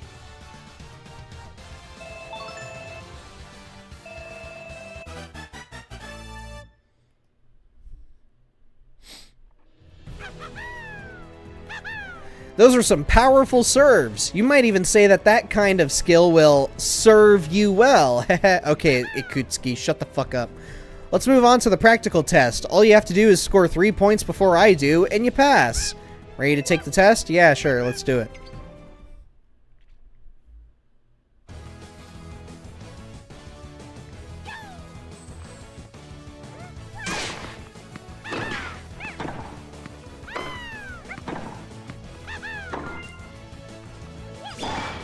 One Damn, did you see him? Toad, like, flung himself halfway across the court. Look at this shit.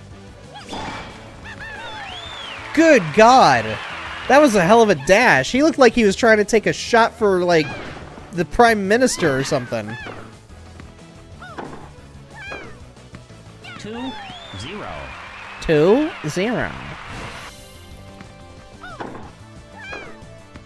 That's exactly right, Doom. Toad is like playing against an actual Toad. You see how far he fucking leaps? Dude's dive bombing like he's taking a gunshot. Game, set, and match, Baby Mario. Yeah, I can see that. There's definitely a little bit of Wii Sports vibes to it, but I kind of recognize a lot of the same sound effects and voiceover from like the GameCube era from Mario Power Tennis.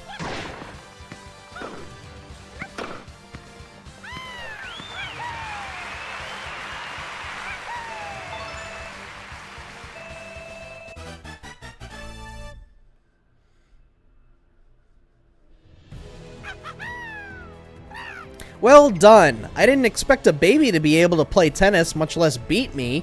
You really are something else, Mario. That's it for the practical test. Let me just give you your sticker. Okay, now you can continue your lessons back at the training center. Great, more mini games. Wait a second. Hey, I'm feeling pretty powerful today. Want to play a match? There's no way I'm gonna lose. All right, let's beat this weird looking turtle.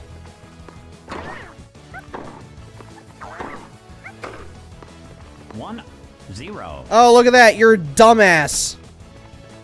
You think you got this big-ass racket and that's going to be enough for you. 2-0. And then that happens. I know your weakness. It's time to exploit. You're a fool! Everybody point and laugh at Spike. Absolute idiot. Look at him. Thinks he's hot shit because he's got a big-ass racket.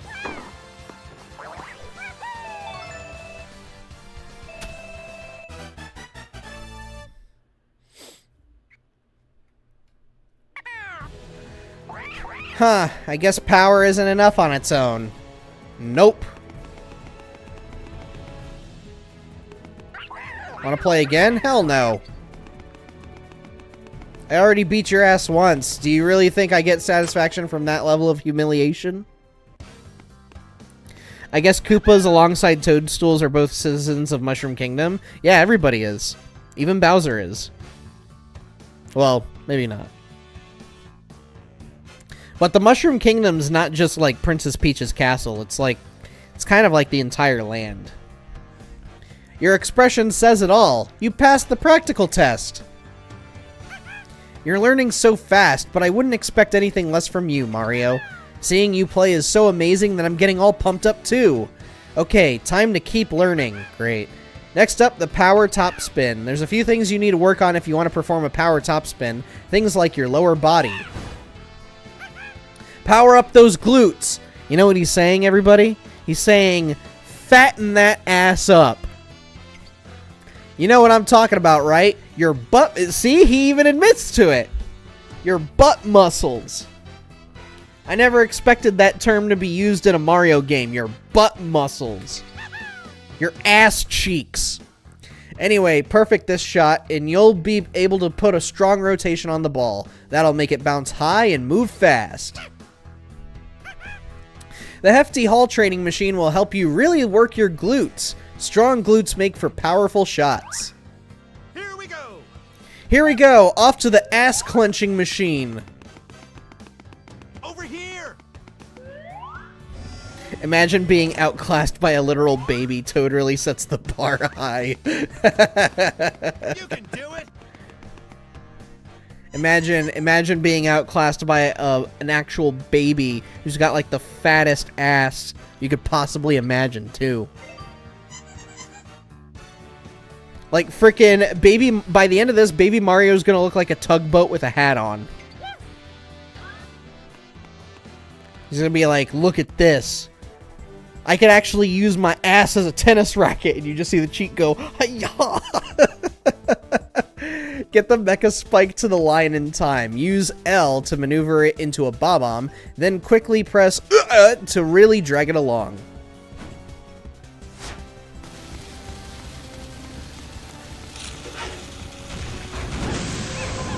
Ah, God!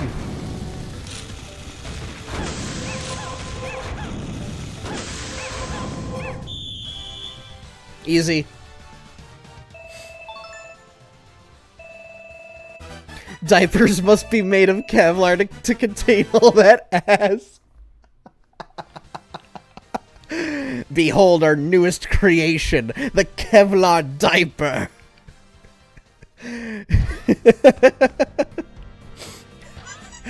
You know what happened during the development of that too? They hired Olivia Pierce just so that she could look at the problem and be like, we have to contain it. That's what Doom 2016 was really about. She wasn't just trying to summon demons. She was trying to make sure that the development of the Kevlar diaper was becoming a reality. She saw a baby with like a really big ass and was like, he cannot be allowed to contain this power. It must be contained.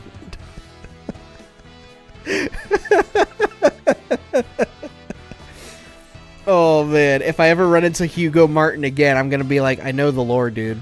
I played Mario Tennis Fever.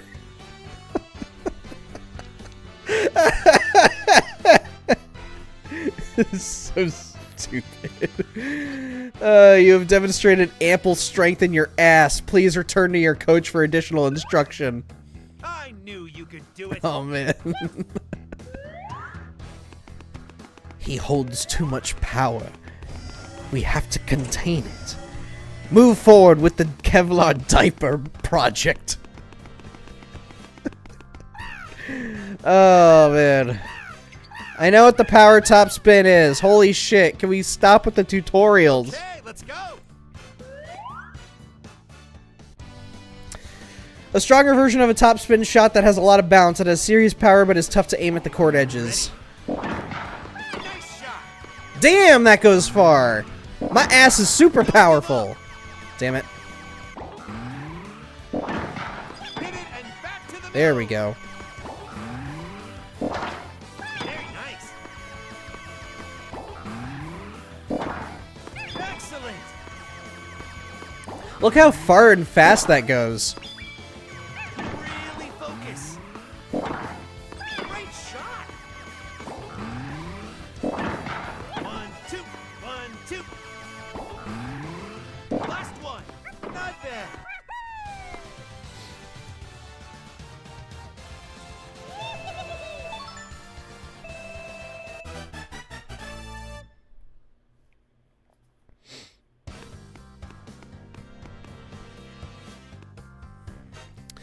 All right.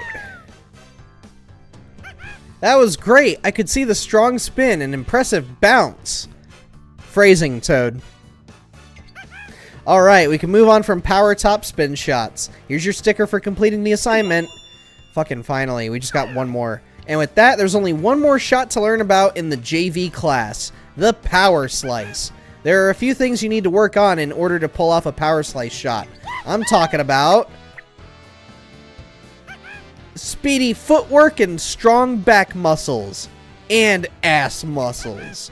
The power slice is, unsurprisingly, a shot with more speed than a normal slice. It's an effective attack to use in a match.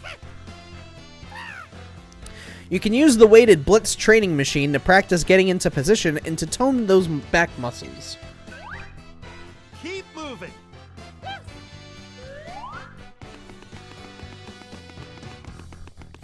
Alright, I'm assuming this is the final mini game, right? And then we can actually play some goddamn tennis. Okay, let's go. Are you ready to proceed? Your agility and resilience will improve with this workout. You may enter. What if Toad is just one guy changing hats and shirts to look different? Like you can't see him scurrying from one end of the building to the other, going switching hats and clothes, and then just Oh, he's coming.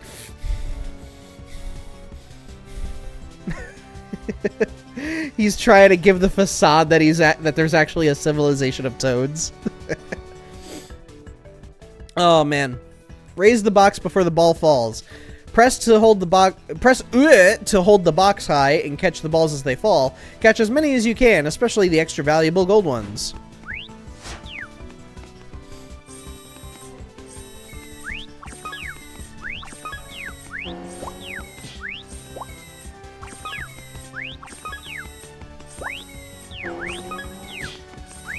Damn it.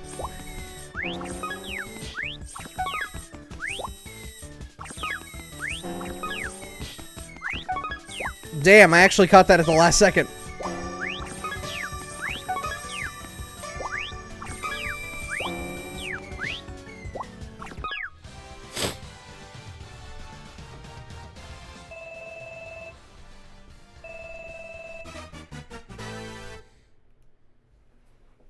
I mean, at that point, too, like, if Toad is just the same person running around left and right, do you ever think he finally figures out, like, a good persona to put on?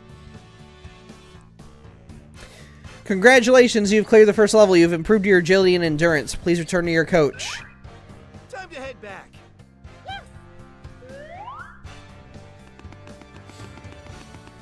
Like, where's our secret agent Toad?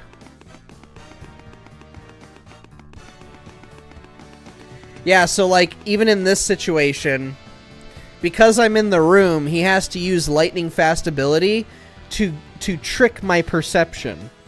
So really what he's doing is he is rapidly running back and forth dressed as the green and the blue Toad, but he's doing it at such an incredible speed that I am being tricked into seeing that there are two different Toads. He's that fast.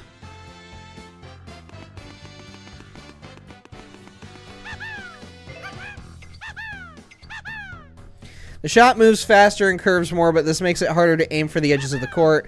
However, you're playing as close to the net, you can catch him off guard by whipping this shot past him. 30 years later, Mario just breaks the truth to him, telling him to give it a rest as he's fooled no one. Oh, Toad, we needed to have a talk. We all know it's a you. It's a you! You are everybody. Ready? 1, 2, 1, 2. Keep it going. You are everybody and we know it. Excellent. You had a Luigi fooled for a while, but Very nice. everybody else knows. You're not clever. Take a breath. Damn it. Relax and reset. Well, I'm trying, man. Take a breath. Awesome side spin. All right.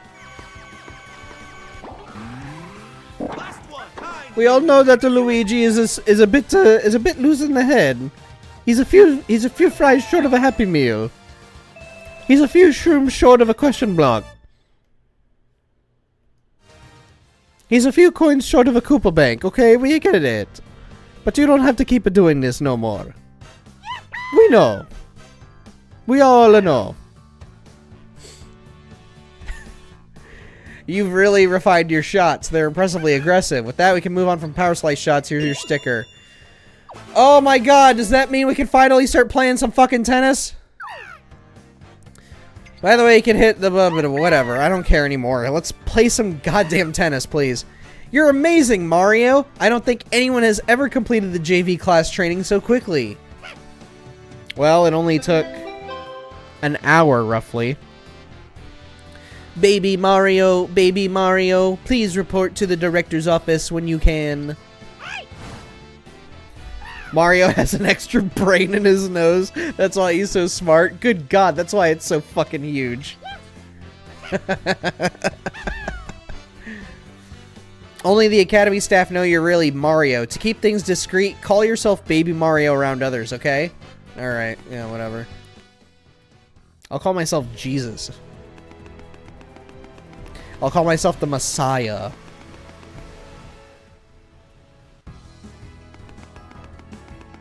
I'll call myself Yaldabouth, Hit it and back or to whatever, the middle.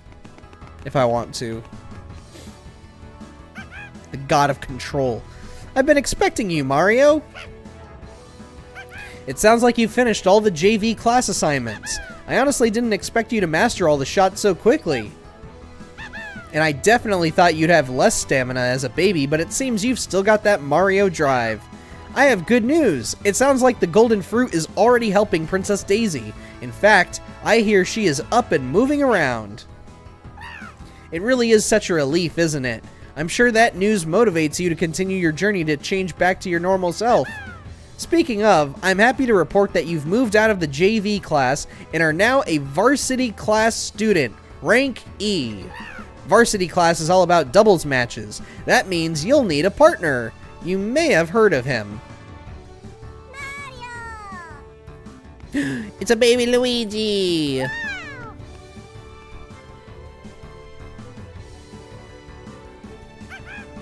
Just like you, Luigi has been training hard to eventually take on those monsters.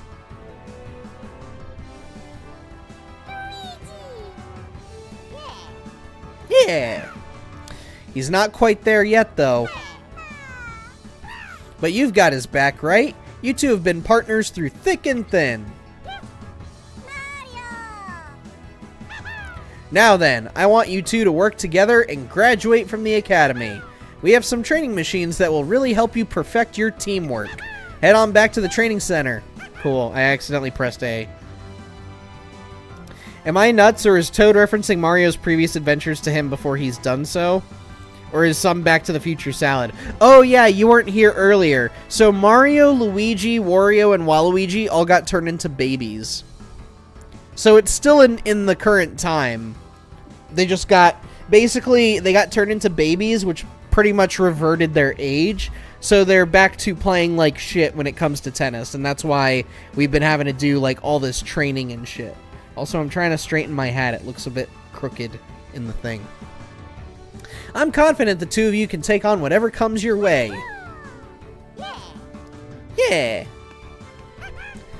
Oh, and while it is troubling that you all were turned into babies, I think it would be best to keep it from the other students so they can focus on their studies. Nah, I'm gonna go and tell everybody.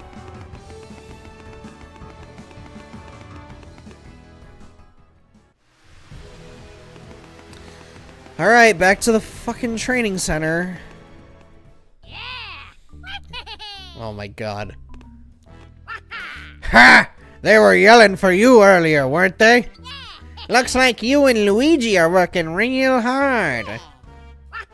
Since you're both here, let's see how much of your strength you've gotten back. Should be an easy win for you, right?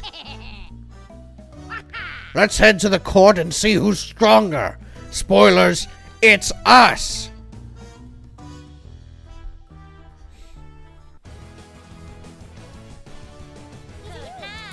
Alright, that was a quick loading.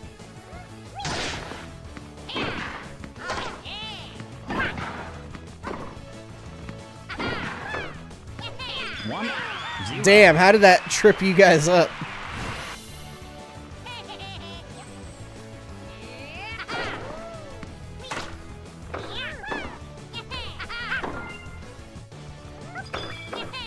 Damn.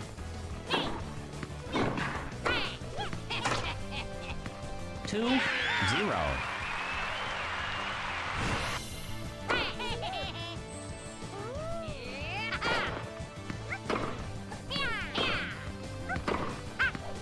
Three, zero.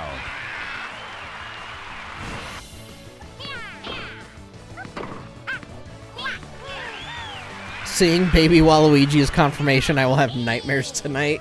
Oh, absolutely. He looks like a freak. 4, 0. Like he looks like he could have been a rejected design for Chucky.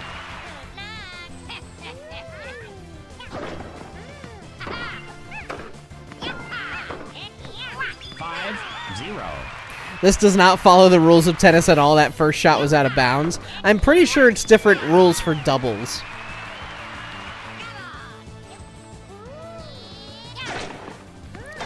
But if it was singles, then yeah, absolutely. I'm hitting tons of out-of-bounds shots. Match point.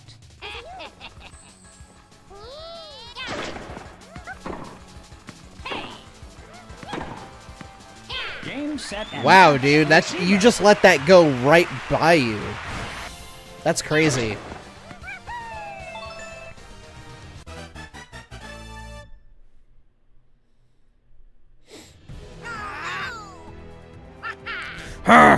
Alright, you're definitely getting your strength back.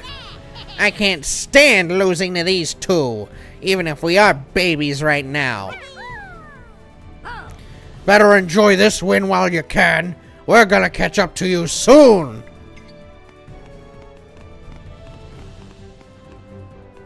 Alright, there they go.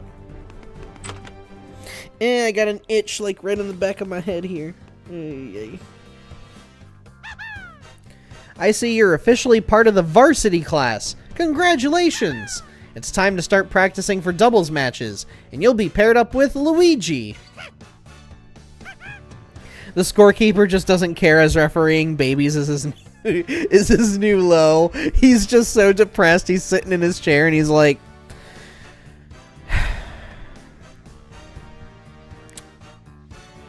you know, I could have been a biologist. But you know, I chose to referee tennis, and I was going to referee tennis for kids, and then they were like, "Hey, we're letting babies into this," and fucking like, what are we doing here? What is life? I shouldn't have dropped out. I could have been a doctor by now. Like he's having some serious existentialism and questioning all of his life's decisions. Meanwhile, the babies are all hitting the balls out of bounds constantly. Your first assignment as a rank E student is to take on the Sink and Spin training machine. It's in the blue area on the right. Oh, Keep it God. going. And how many of these fucking courses do we have? You're in the varsity class, which means you have access to more of the academy now. That's Over here. great. But like...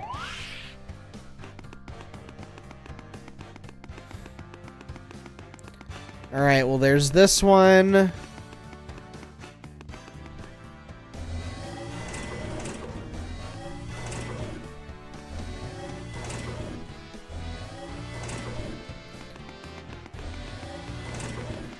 How much of a trek are you making this?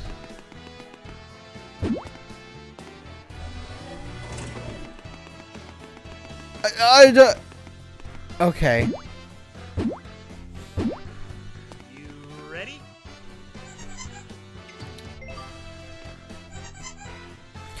Work together to perfect your coordination with your partner. Okay.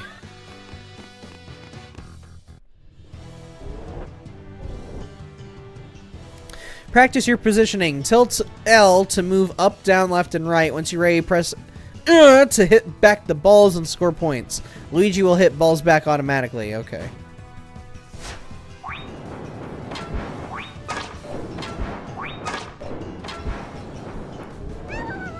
Whoops.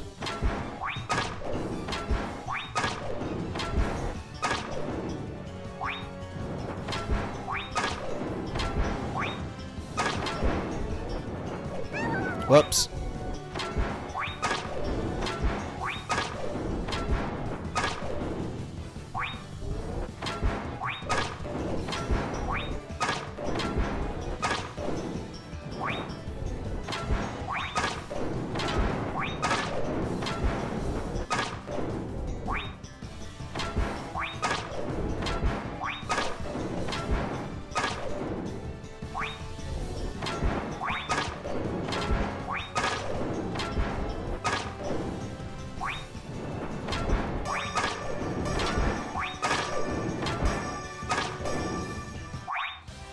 Hey, look at that.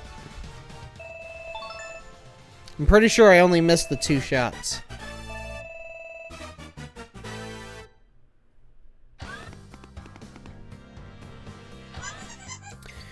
Your coordination has improved considerably, supposedly. Shot practice.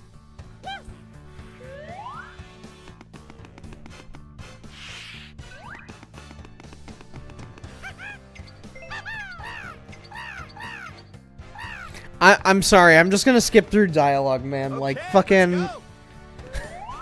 They repeat information constantly, man. You can do it. 1, 2, 1, 2. Very nice. All right. Incredible. Okay. Keep it going. Excellent. Last one. Not bad.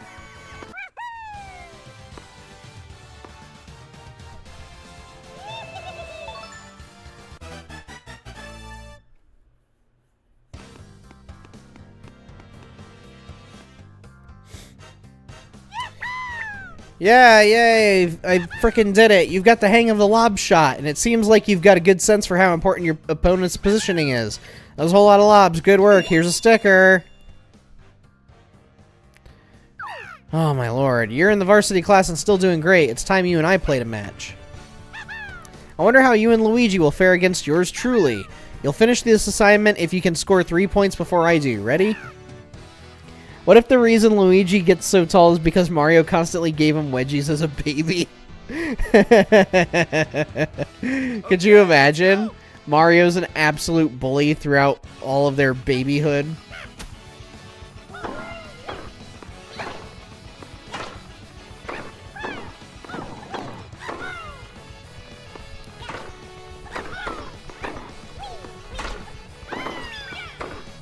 Oh my god. Got him. 0. 1-0.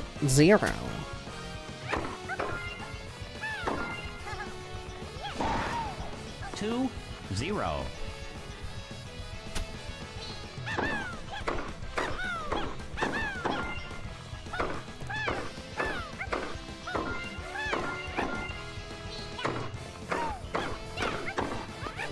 Jeez, Toad. He was being really aggressive. You guys all saw that, right? He was just like, no, no, no, no.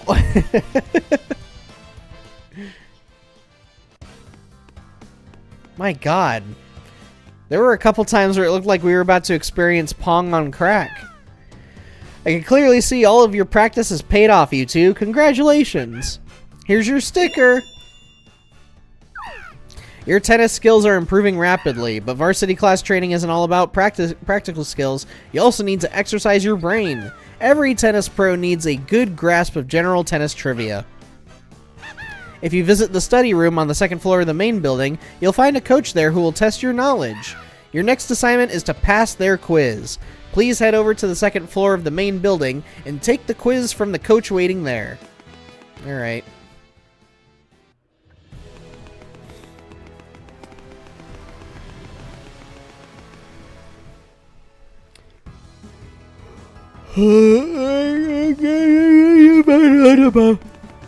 Sorry. Welcome. You're here to check off an assignment, am I right? Your practical tennis skills are important, but you need broad tennis knowledge too. Want to try my quiz? Answer my questions correctly and you'll earn your sticker. Okay, let's get started. This quiz will test your knowledge of shot types. Question number 1. Which shot has a high bounce? A topspin, right? Yeah, that's right. Question number 2. Which shot doesn't have much of a bounce but does curve to the side a lot? That would be a slice. That's right. Okay, just so you know, this next question is the last one. No pressure. Question number 3. Which shot doesn't really rotate but does move really fast?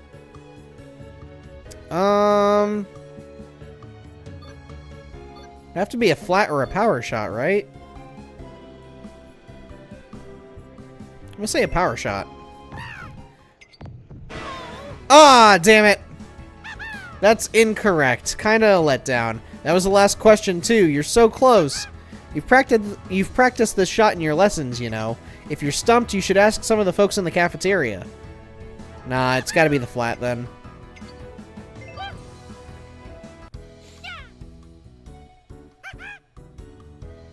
The auto-playing in these games always seems a little too body for my taste.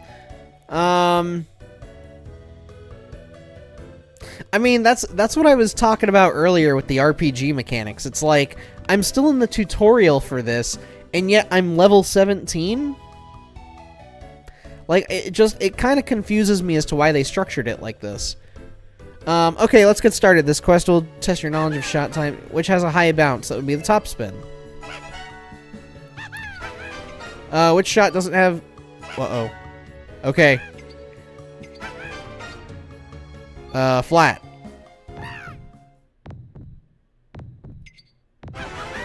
Hey! So it was a flat. That's correct! Yay! I can tell you've been studying. Oh, and here's your sticker as a reward for passing the quiz. You've got the knowledge. Now head over to the coach near the pipe for a practical test. See ya.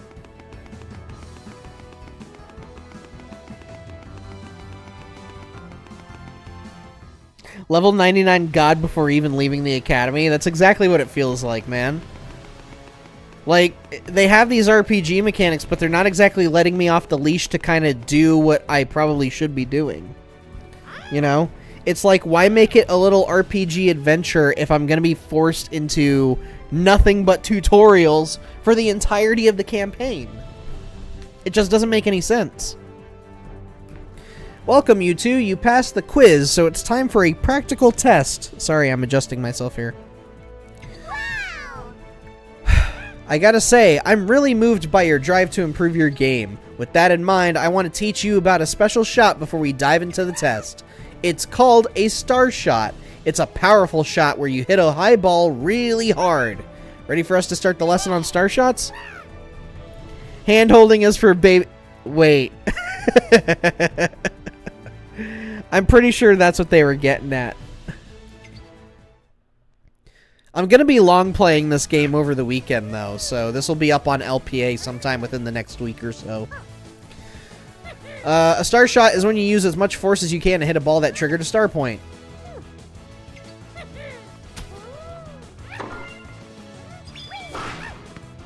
Oh, damn, I just pelted him in the face with that. Holy shit. Oh, man.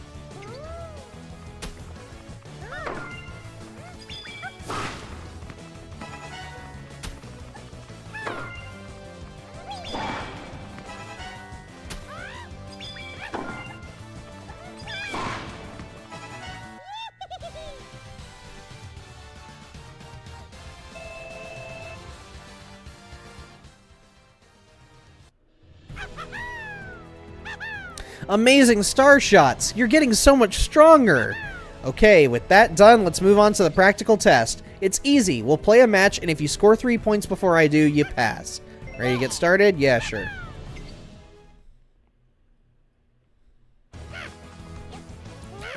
What would be really cool for me, though, is if I managed to get all of the characters unlocked before I go and record, but I don't know how likely that is. 2-0.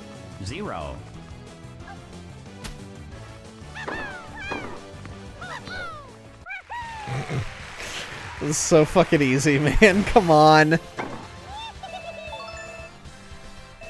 Now there's a part of me that kind of misses Mario Tennis 64.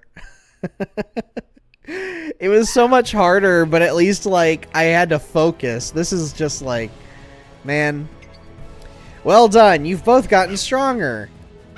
You breezed through the practical test. Here's your sticker for completing the assignment. Alright, and we just got one more. It's time for the final Rank E assignment.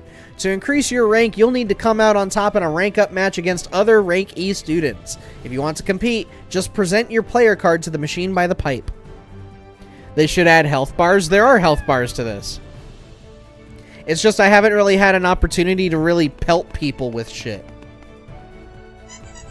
Scanning player card. You are currently a Rank E student. Do you want to attempt to reach rank D by competing in a rank up match? Please proceed to the court.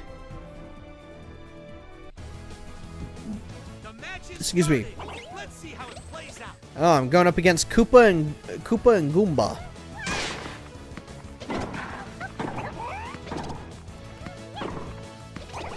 $15 love. Nice shot. All right, we're going with normal tennis scoring.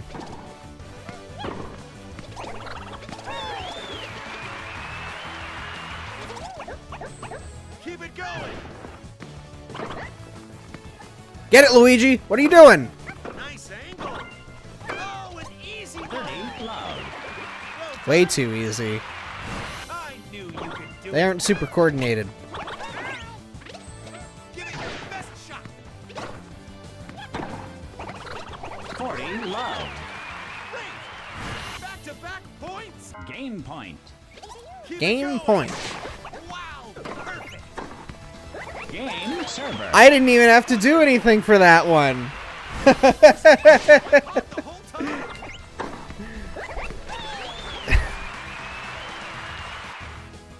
Yeah, I think health bars are brand new to this one. Oh, okay. We got to do another match.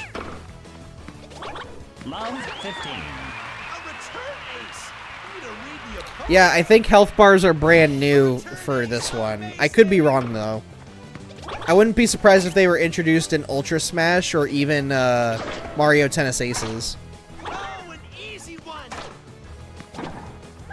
Here's top spin. Love 30. It's a strong bounce. Nice shot. Nice.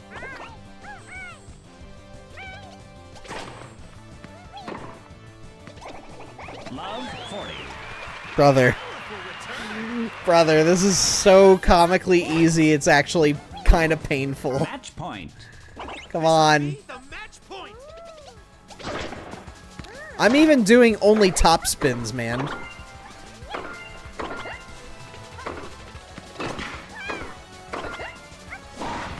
Game, set, and match receiver. Skillful Game, set, and match receiver. memorable match soon. He received the powers of the holy deities and used them for tennis. Like taking candy from a wait.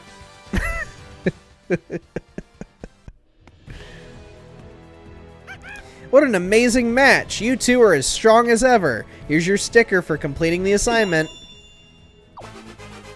Ooh, that one's all silvery and stuff.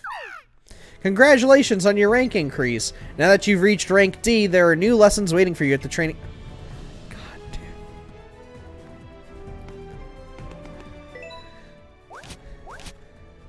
damn. Oh my lord, look how... Alright, so that's the ultimate one.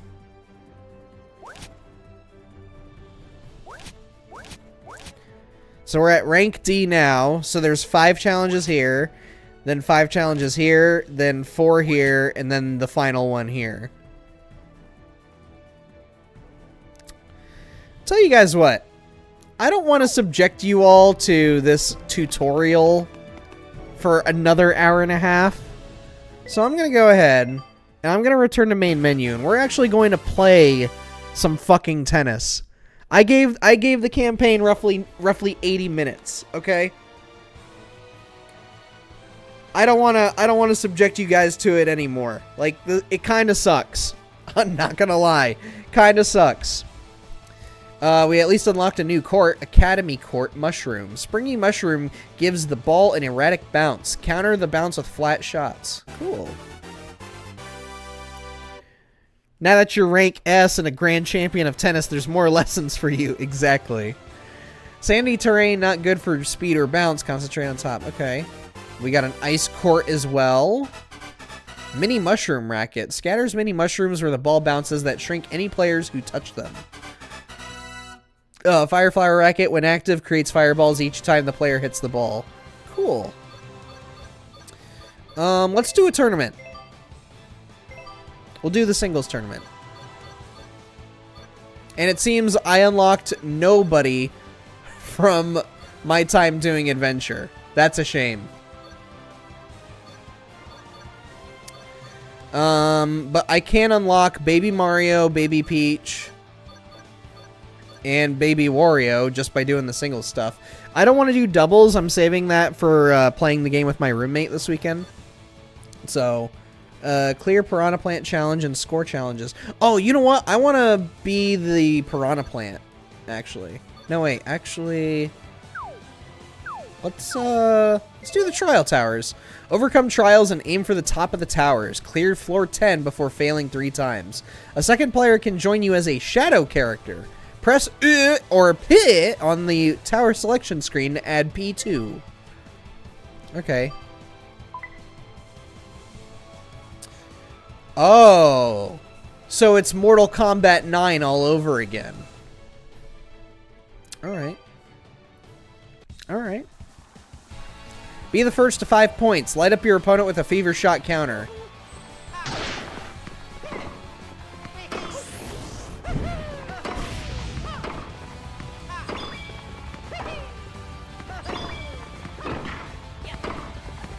One, zero. Ha!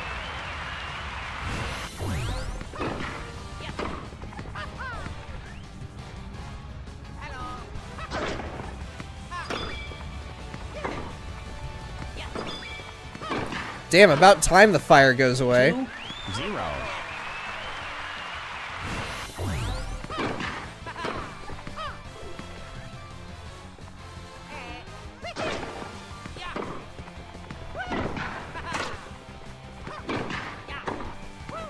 Three, 0.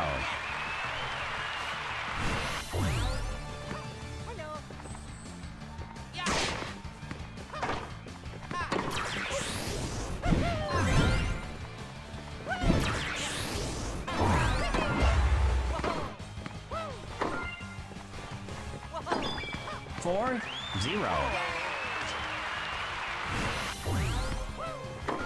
Damn, look at that. That was just an inch away from being out of bounds. Match point. Match point. Damn, Mario. You ain't shit.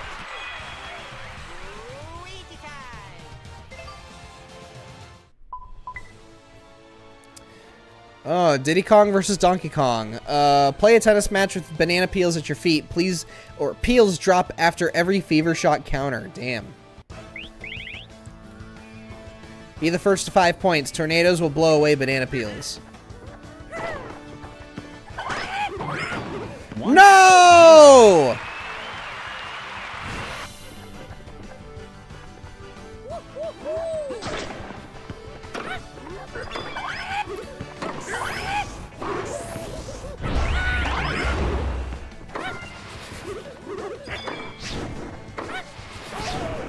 One, all. Damn, he got caught in the tornado there.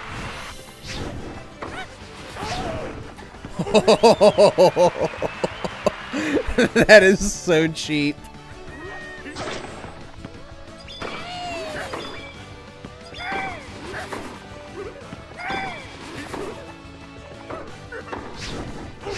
Ah, no!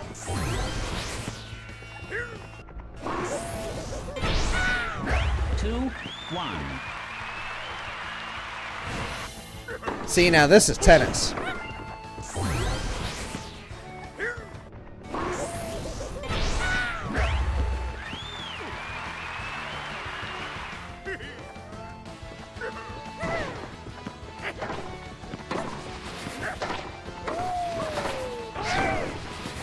Three, one. It's so cheap. It is so cheap.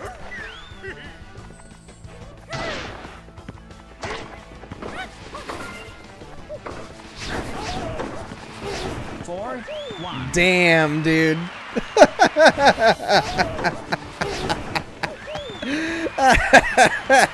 Match point. Oh, man.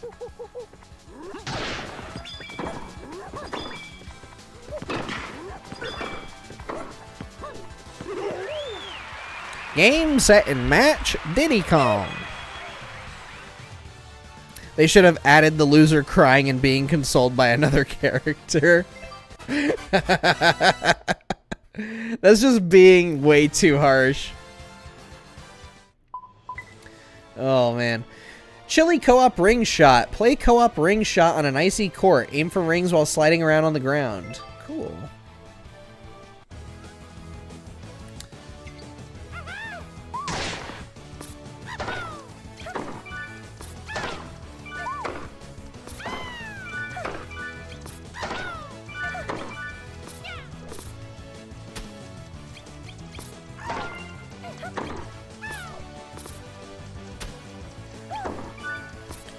Yeah, there we go.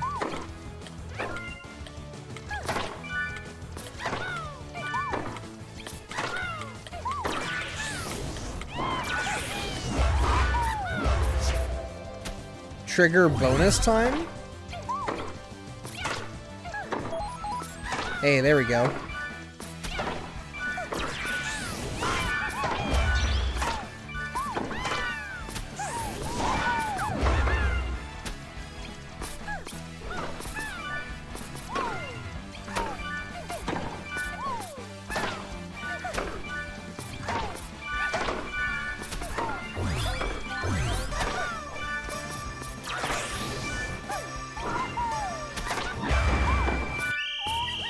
Oh my lord.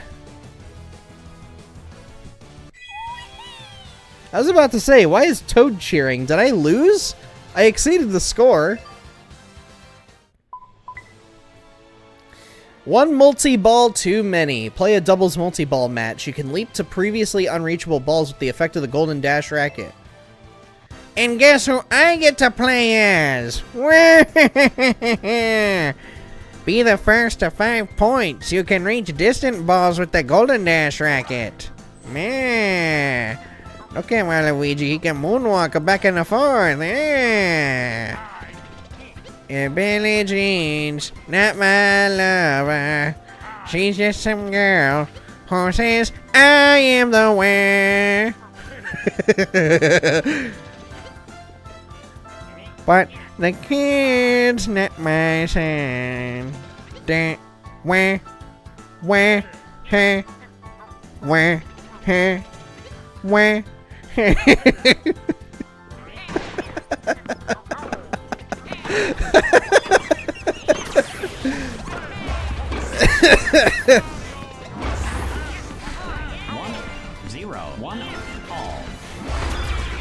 Oh man, where the hell am I? What is going on?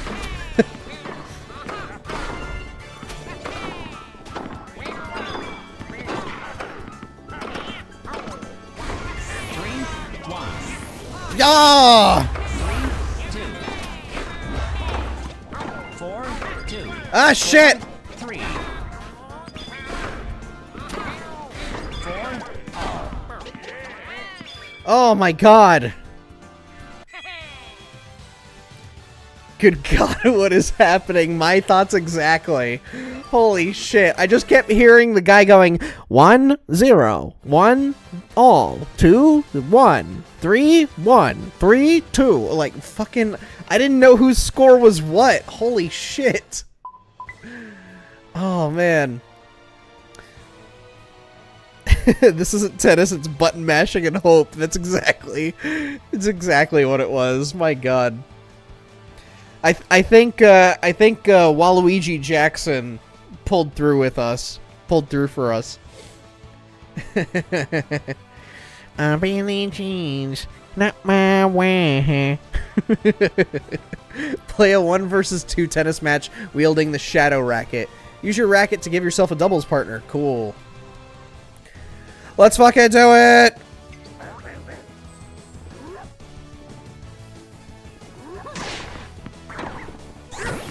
Hi-ya! 1, 0.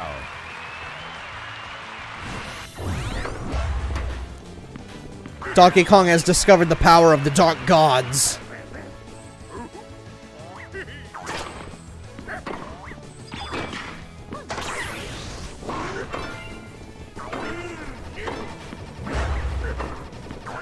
No, my shadow!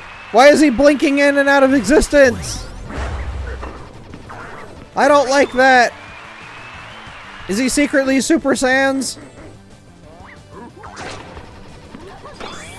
No, he's gone.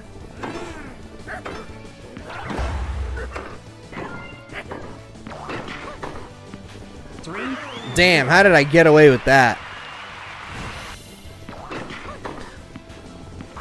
Good God.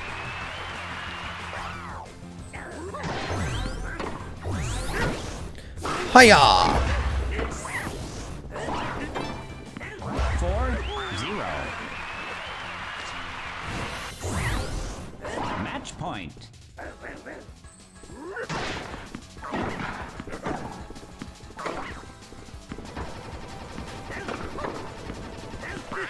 Y'all are fools.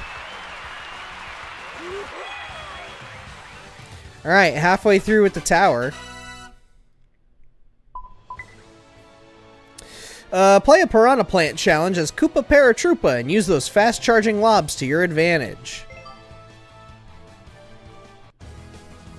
Don't let your opponent return the ball. You'll fail if they return it 3 times. Okay.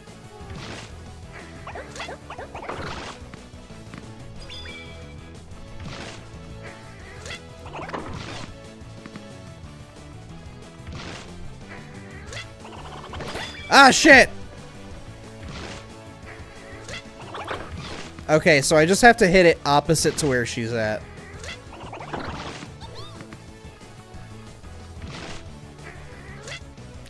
Hi! No!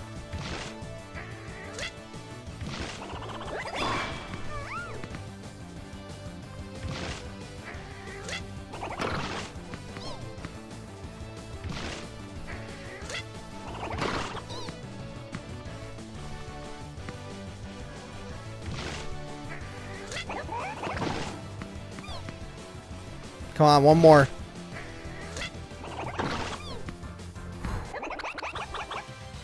Donkey Kong has acquired a cursed item. Exactly.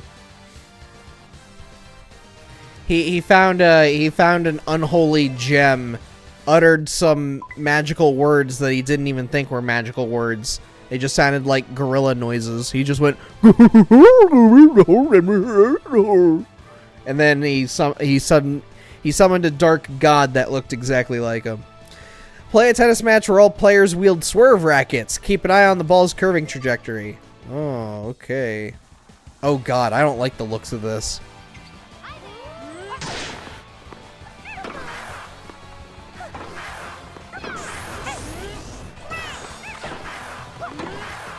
Peach, get out of the way! 0. I don't need you as backup.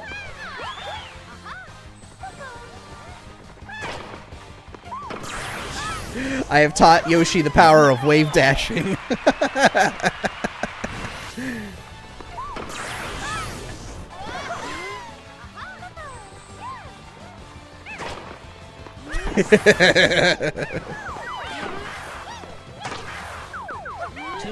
Damn it!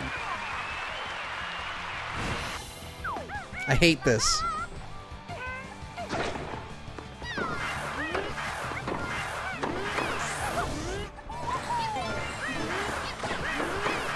God damn!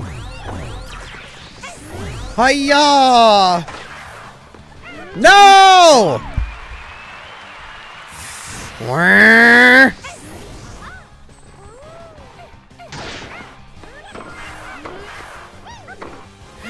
No! You utter fool!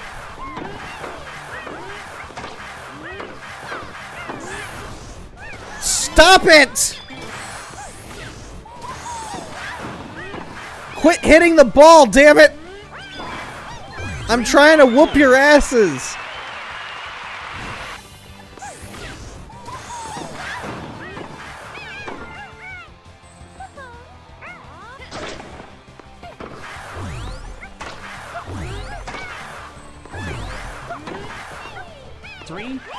Oh my god. Who the fuck is Pauline? Go back to play Donkey Kong in 1980. That's Pauline. And if you need to go back further than that, go back 9 years to Super Mario Odyssey. That's Pauline. Raw. Peach, I need you to go go 4, the 3. other side of the court.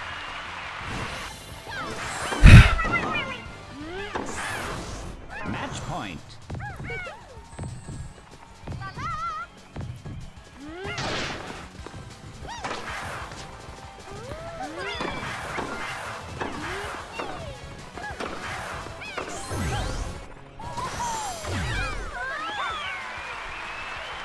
Peach carried us in that last one. Oh my lord. I hated everything about that challenge. My lord. Arrow, arrow, arrow, arrow, arrow, arrow, arrow. God. Play a tennis match wielding an ice racket. Freeze the court to your opponent's slide. Alright.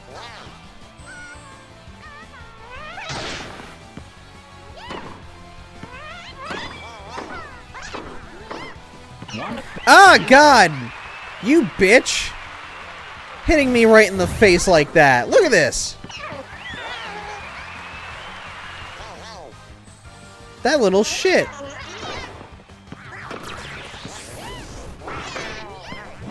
One all.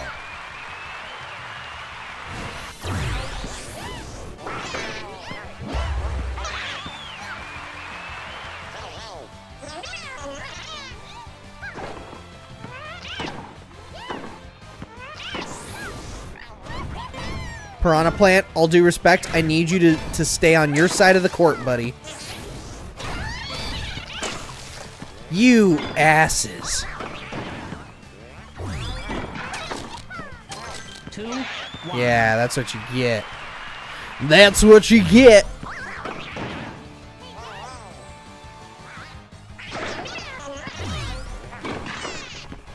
Three, 1. Oh my god.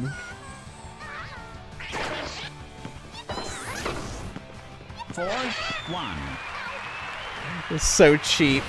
So Match cheap. point.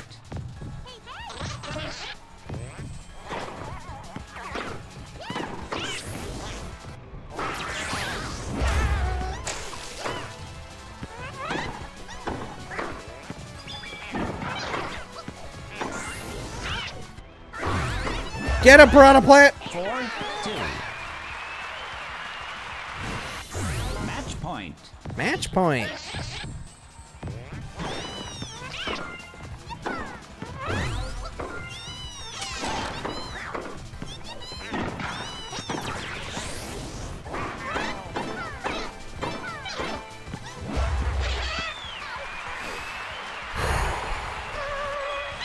I feel the tennis rules have been too relaxed compared to previous games. I mean, I don't know. Feels like I'm playing tennis. The amp racket. When active, turns balls hit by the player into amps that connect with lightning. Good God.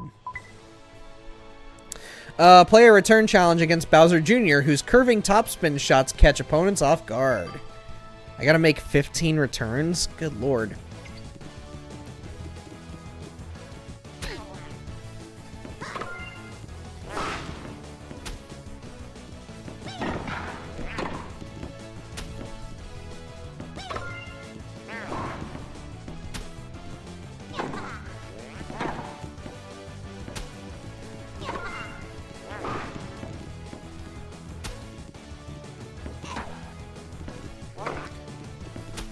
Okay.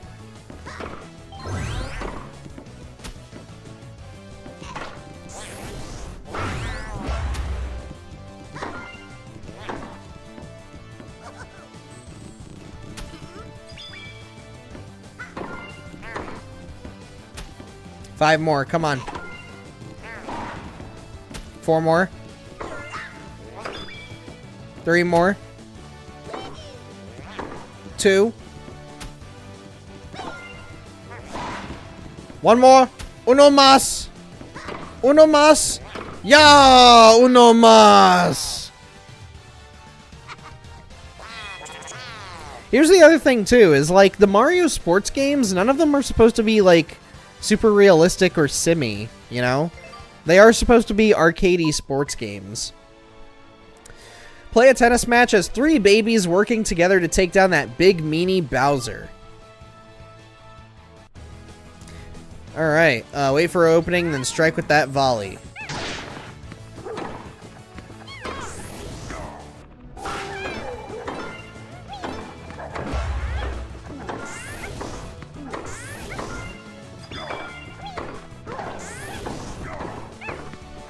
Haha!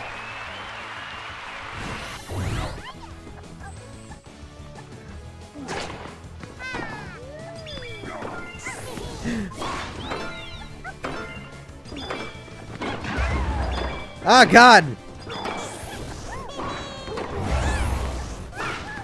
2-0. This is a cool idea, though. Having a big old Bowser going up against 3 tiny characters. He covers so much ground.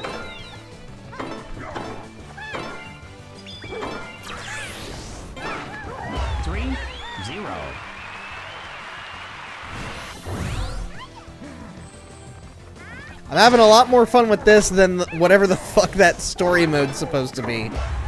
I'll say that. 4-0. Match point. Like, I feel like I'm playing an actual Mario tennis game. Like, it's got the elements you would expect from a Mario game, but it's with the game rules and play of tennis. Not to a fine tee, of course. I reached the top, and I did it without even losing a life. The Tower of Resolve.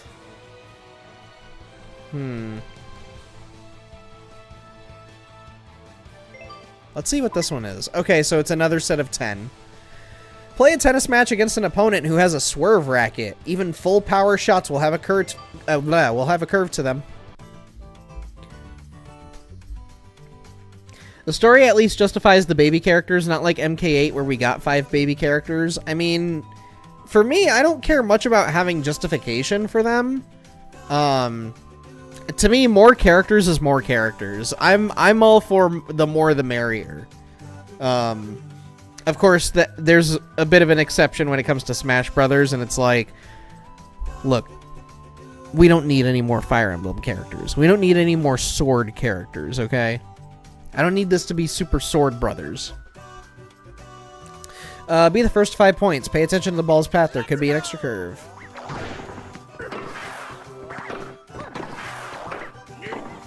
Great match. 1-0.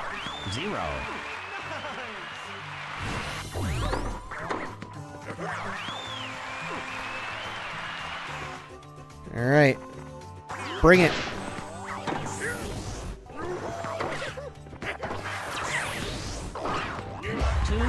Way to go.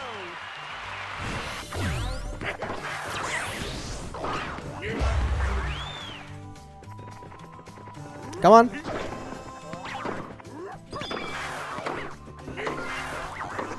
Aw, dang. I keep forgetting, like, you gotta listen for that star shot. I'm so used to pressing top spin, because that's, like, the fastest ball.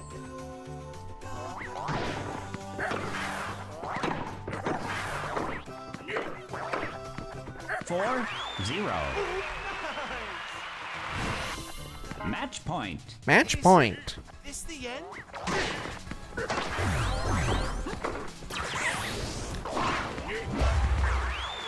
There we go, ending on a fever shot there. Hey, we got Diddy.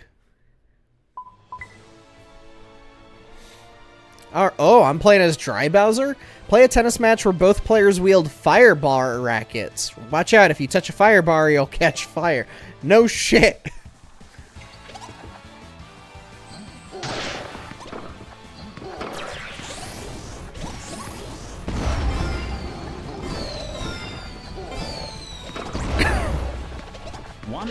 Damn, dude, he got roasted.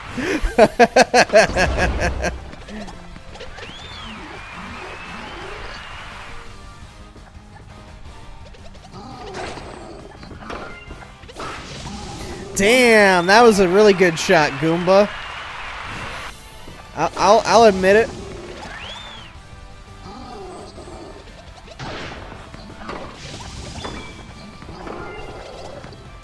Two.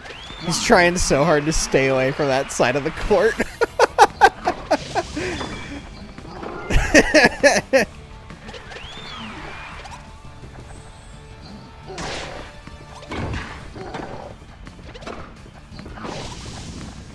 Damn.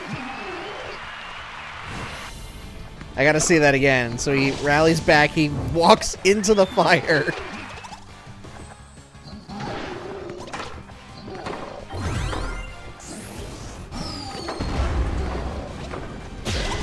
Oh!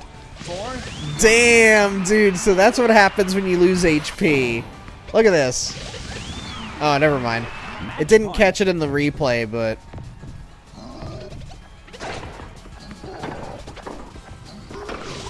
Oh, so he also slows down. My god, that is devastating. Night, Doom. I'll see you later, man. Thanks for popping in here. I appreciate it. That is so cheap. Play a return challenge against Koopa Paratroopa. Watch out for incoming high lobs. Return the ball to your opponent's side. They won't hit back, so aim anywhere.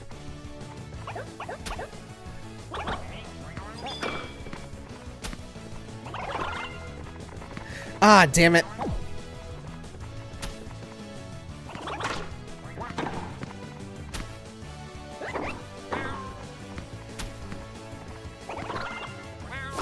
There we go.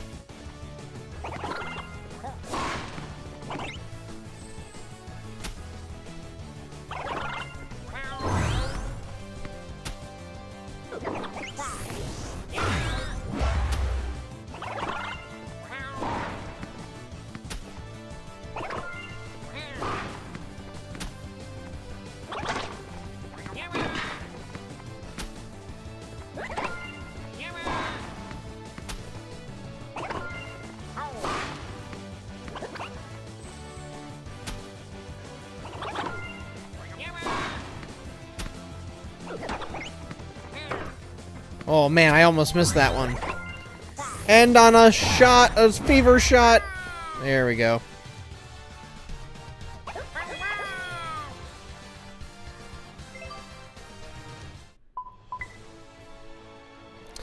Play a tennis match wielding a freezing racket. If you touch the ice, you'll become temporarily frozen. Alright.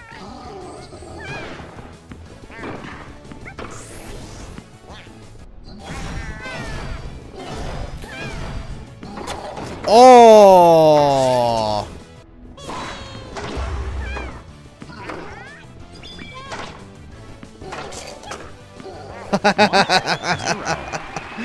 Damn.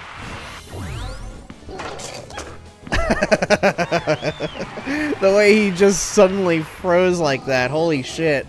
That's actually pretty devastating.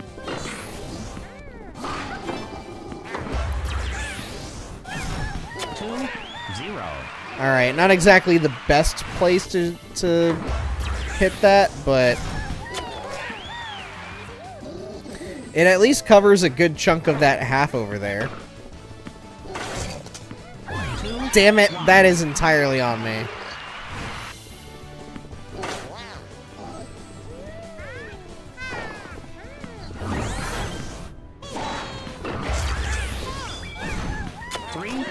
I don't know why I did it there again.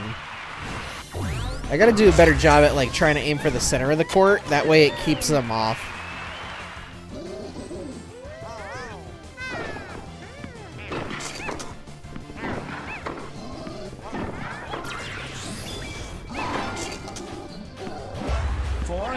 Damn, dude. Slowest defeat. Match point. Match point.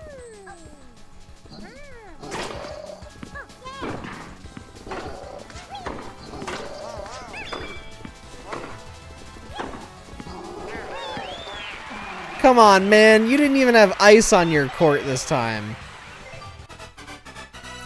Swerve Racket. When active, enhances the curve of the player's shots. Okay, we finally unlocked that one.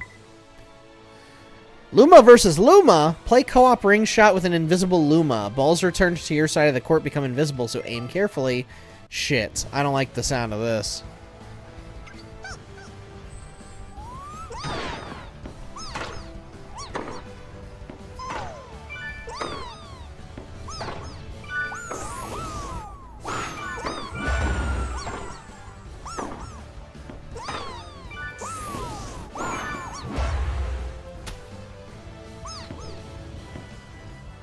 Okay.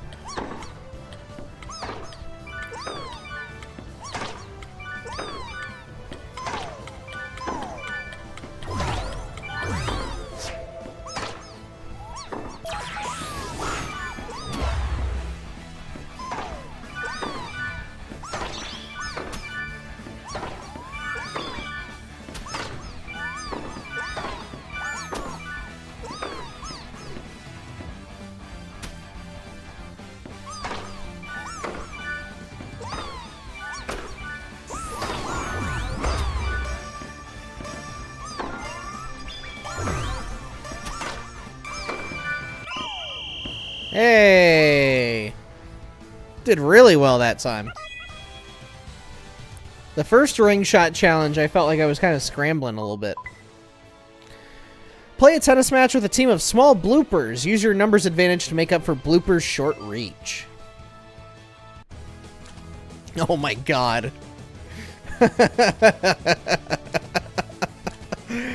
This is hilarious. Be the first to 5 points. Leave defense to the small bloopers and focus on volleys.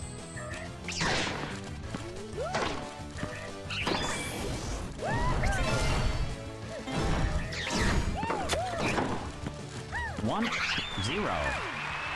Perfect.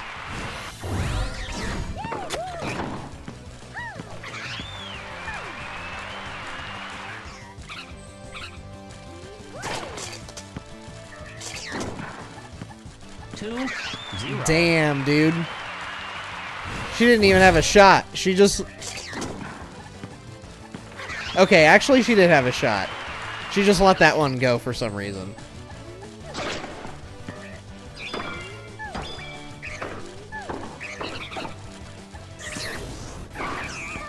Ooh, nice one.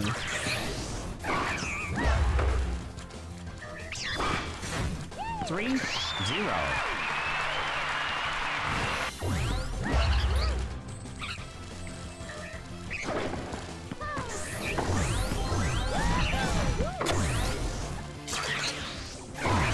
Four, zero. Match point.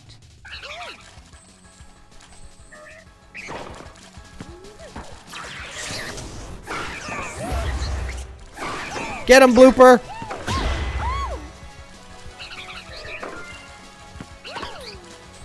Four, one. Damn. She got lucky on that one. Match point.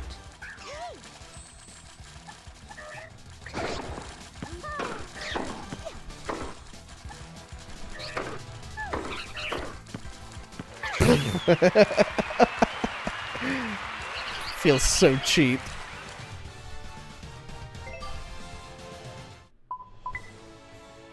Waluigi's Piranha Plant Challenge. Play a Piranha Plant Challenge against Waluigi, but watch out. His long limbs mean he's got some extra reach. Oh, it can't be that bad. Don't let your opponent return the ball. You'll fail if they return it 3 times. Oh, well.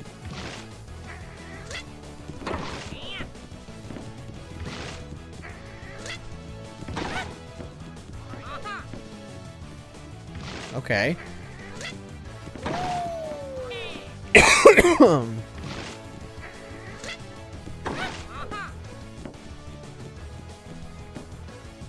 Come on. Oh, God. What the hell?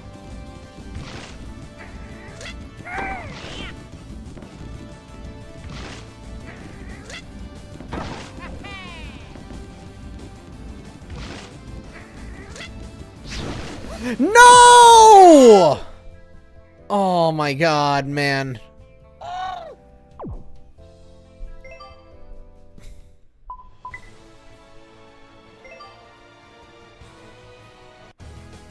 This fucking challenge, man. I didn't expect a fucking tornado to just start appearing out of nowhere.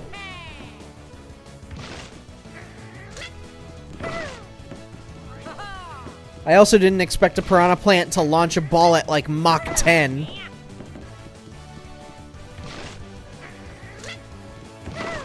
Shit.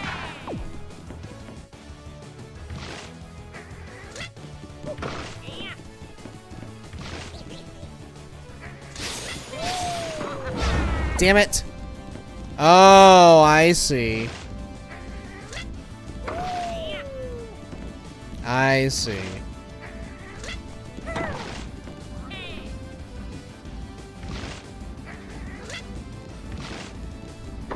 Why did you not... Diddy Kong? Are you fucking kidding me, man? Brother. I was right under the star. Why did you not smack the shit out of it, dude? What was that?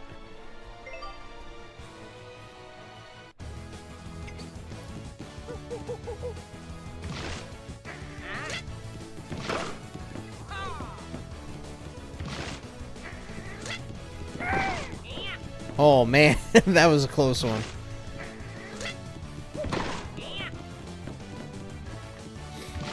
All right.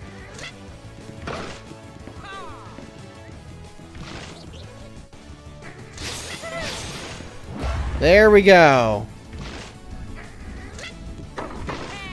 Fuck.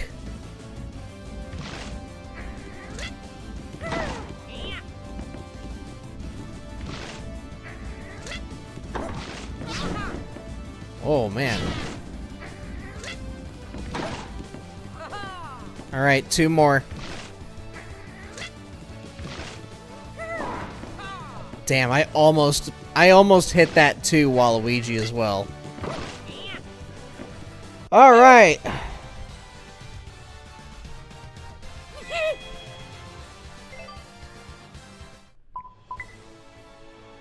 Play a tennis match against two bloopers who have inky rackets.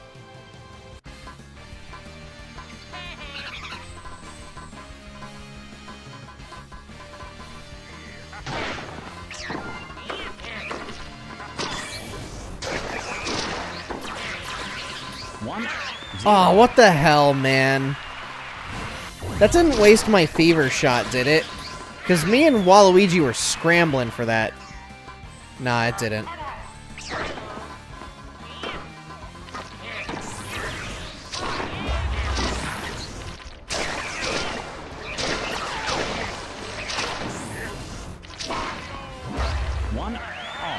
Alright, so we're really gonna have to sweat for this one. Gotcha.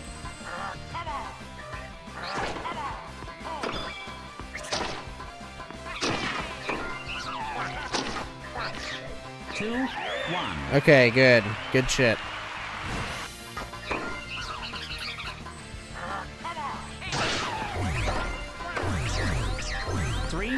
Damn, I just bullied them on that point. They were like, alright, let's play. And I said, fucking nope.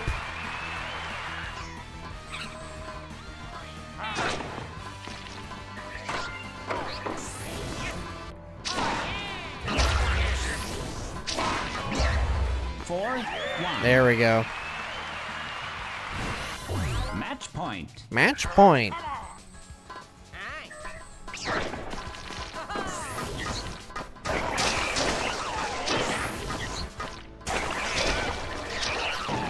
Damn, dude.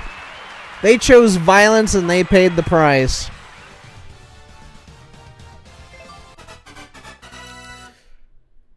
And we even just unlocked the racket. There you go. Your opponent wields a bullet bill racket, so the balls they hit will turn into zooming bullet bills. Hit them back. I'll do my best, man, but I don't know about this one.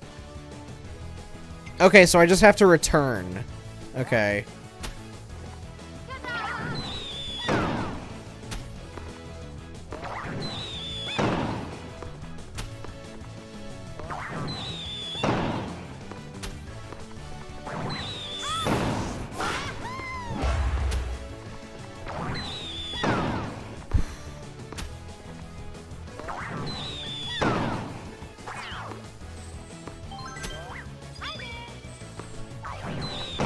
Oh, God!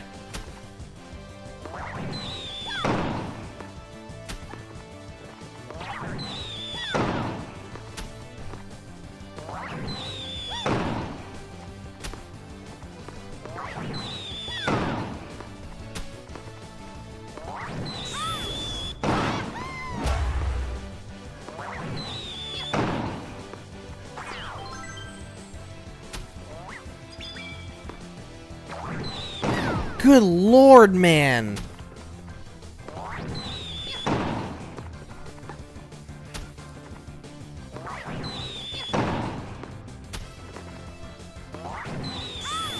I'm not risking it.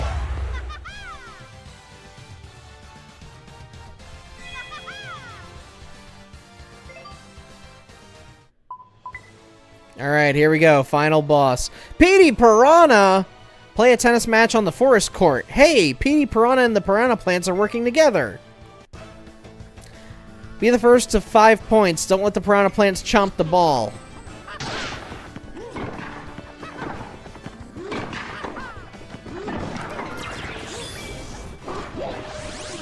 Okay.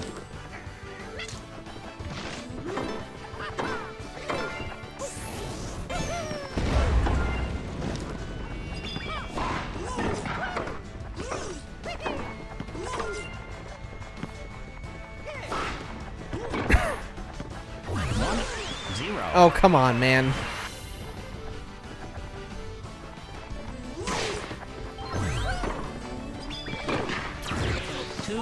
Ah!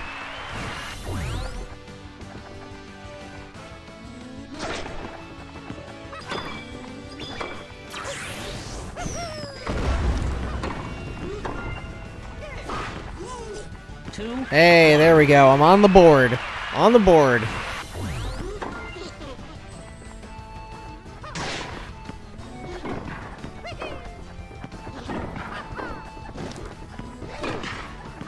Okay, yeah, sure. Whatever. I'm trying to aim on that side of the court, but the game wouldn't let me, and yet with the AI, yeah, sure, let's let them.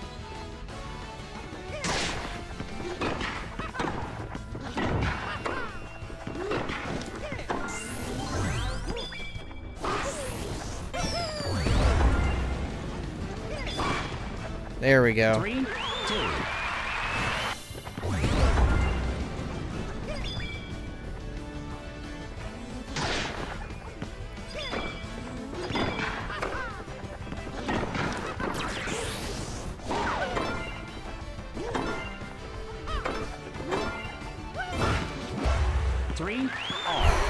Man, he's making me sweat, dudes.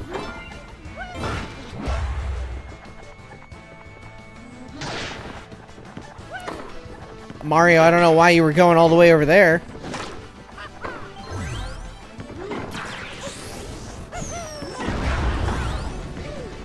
Four, 3.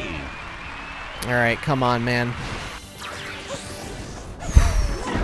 The fire bar's in a really good spot, too. Match point.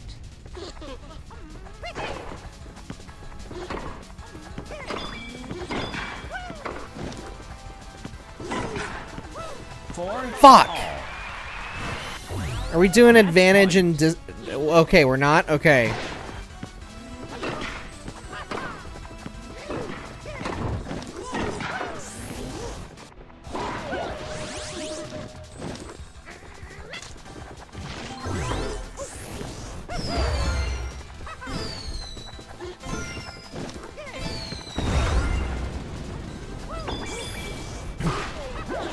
No! Oh, are you fucking kidding me, man? Oh! That was a lot of cheap shit right there, man. God. That was so unbelievably cheap. Hey, look, we got the nihilistic doom-saying Luma from the movie. All right. So what are some of the other ones? Enter how to play at least once. Play Forest Court match and Special Cup. Do I even have that? I don't think so, no. Play Pinball match and Special match. Play Wonder Court match and Special match. Okay, so all of these require me to just go and do, like, special modes. So, oh yeah, look at that.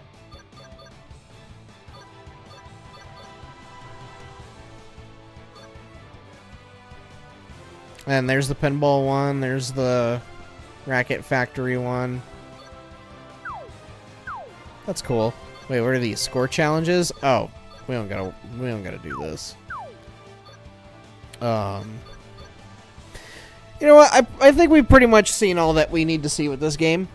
I'm gonna be playing this over the weekend, so I'm really excited. I'm at least going to finish up adventure mode in my downtime, because holy shit. The story mode in this is not streamable, dude. It is not streamable. But overall, the game's pretty cool. I'm going to explore more of it in my own time, and I'm going to play it with my roommate this weekend. So I'm going to go ahead and I'm going to end stream for tonight. There's some other things that I want to get to before I go to bed. So thank you everybody thank you everybody for watching. Thank you Jamil, thank you Doom's Omelet for hanging out and checking out Mario Tennis Fever with me. I appreciate it. I appreciate anybody who is also lurking in the background. I'll be back on tomorrow night. We're gonna do that's right. I don't know why I'm checking my calendar. We're gonna do Persona 3 tomorrow night and continue on with our trek through Tartarus. And maybe we'll try and shoot for the next major Arcana boss fight, just to get that out of the way. Because we're now getting at a really good pace with Persona 3. But we'll see what happens. So, alright, night everybody.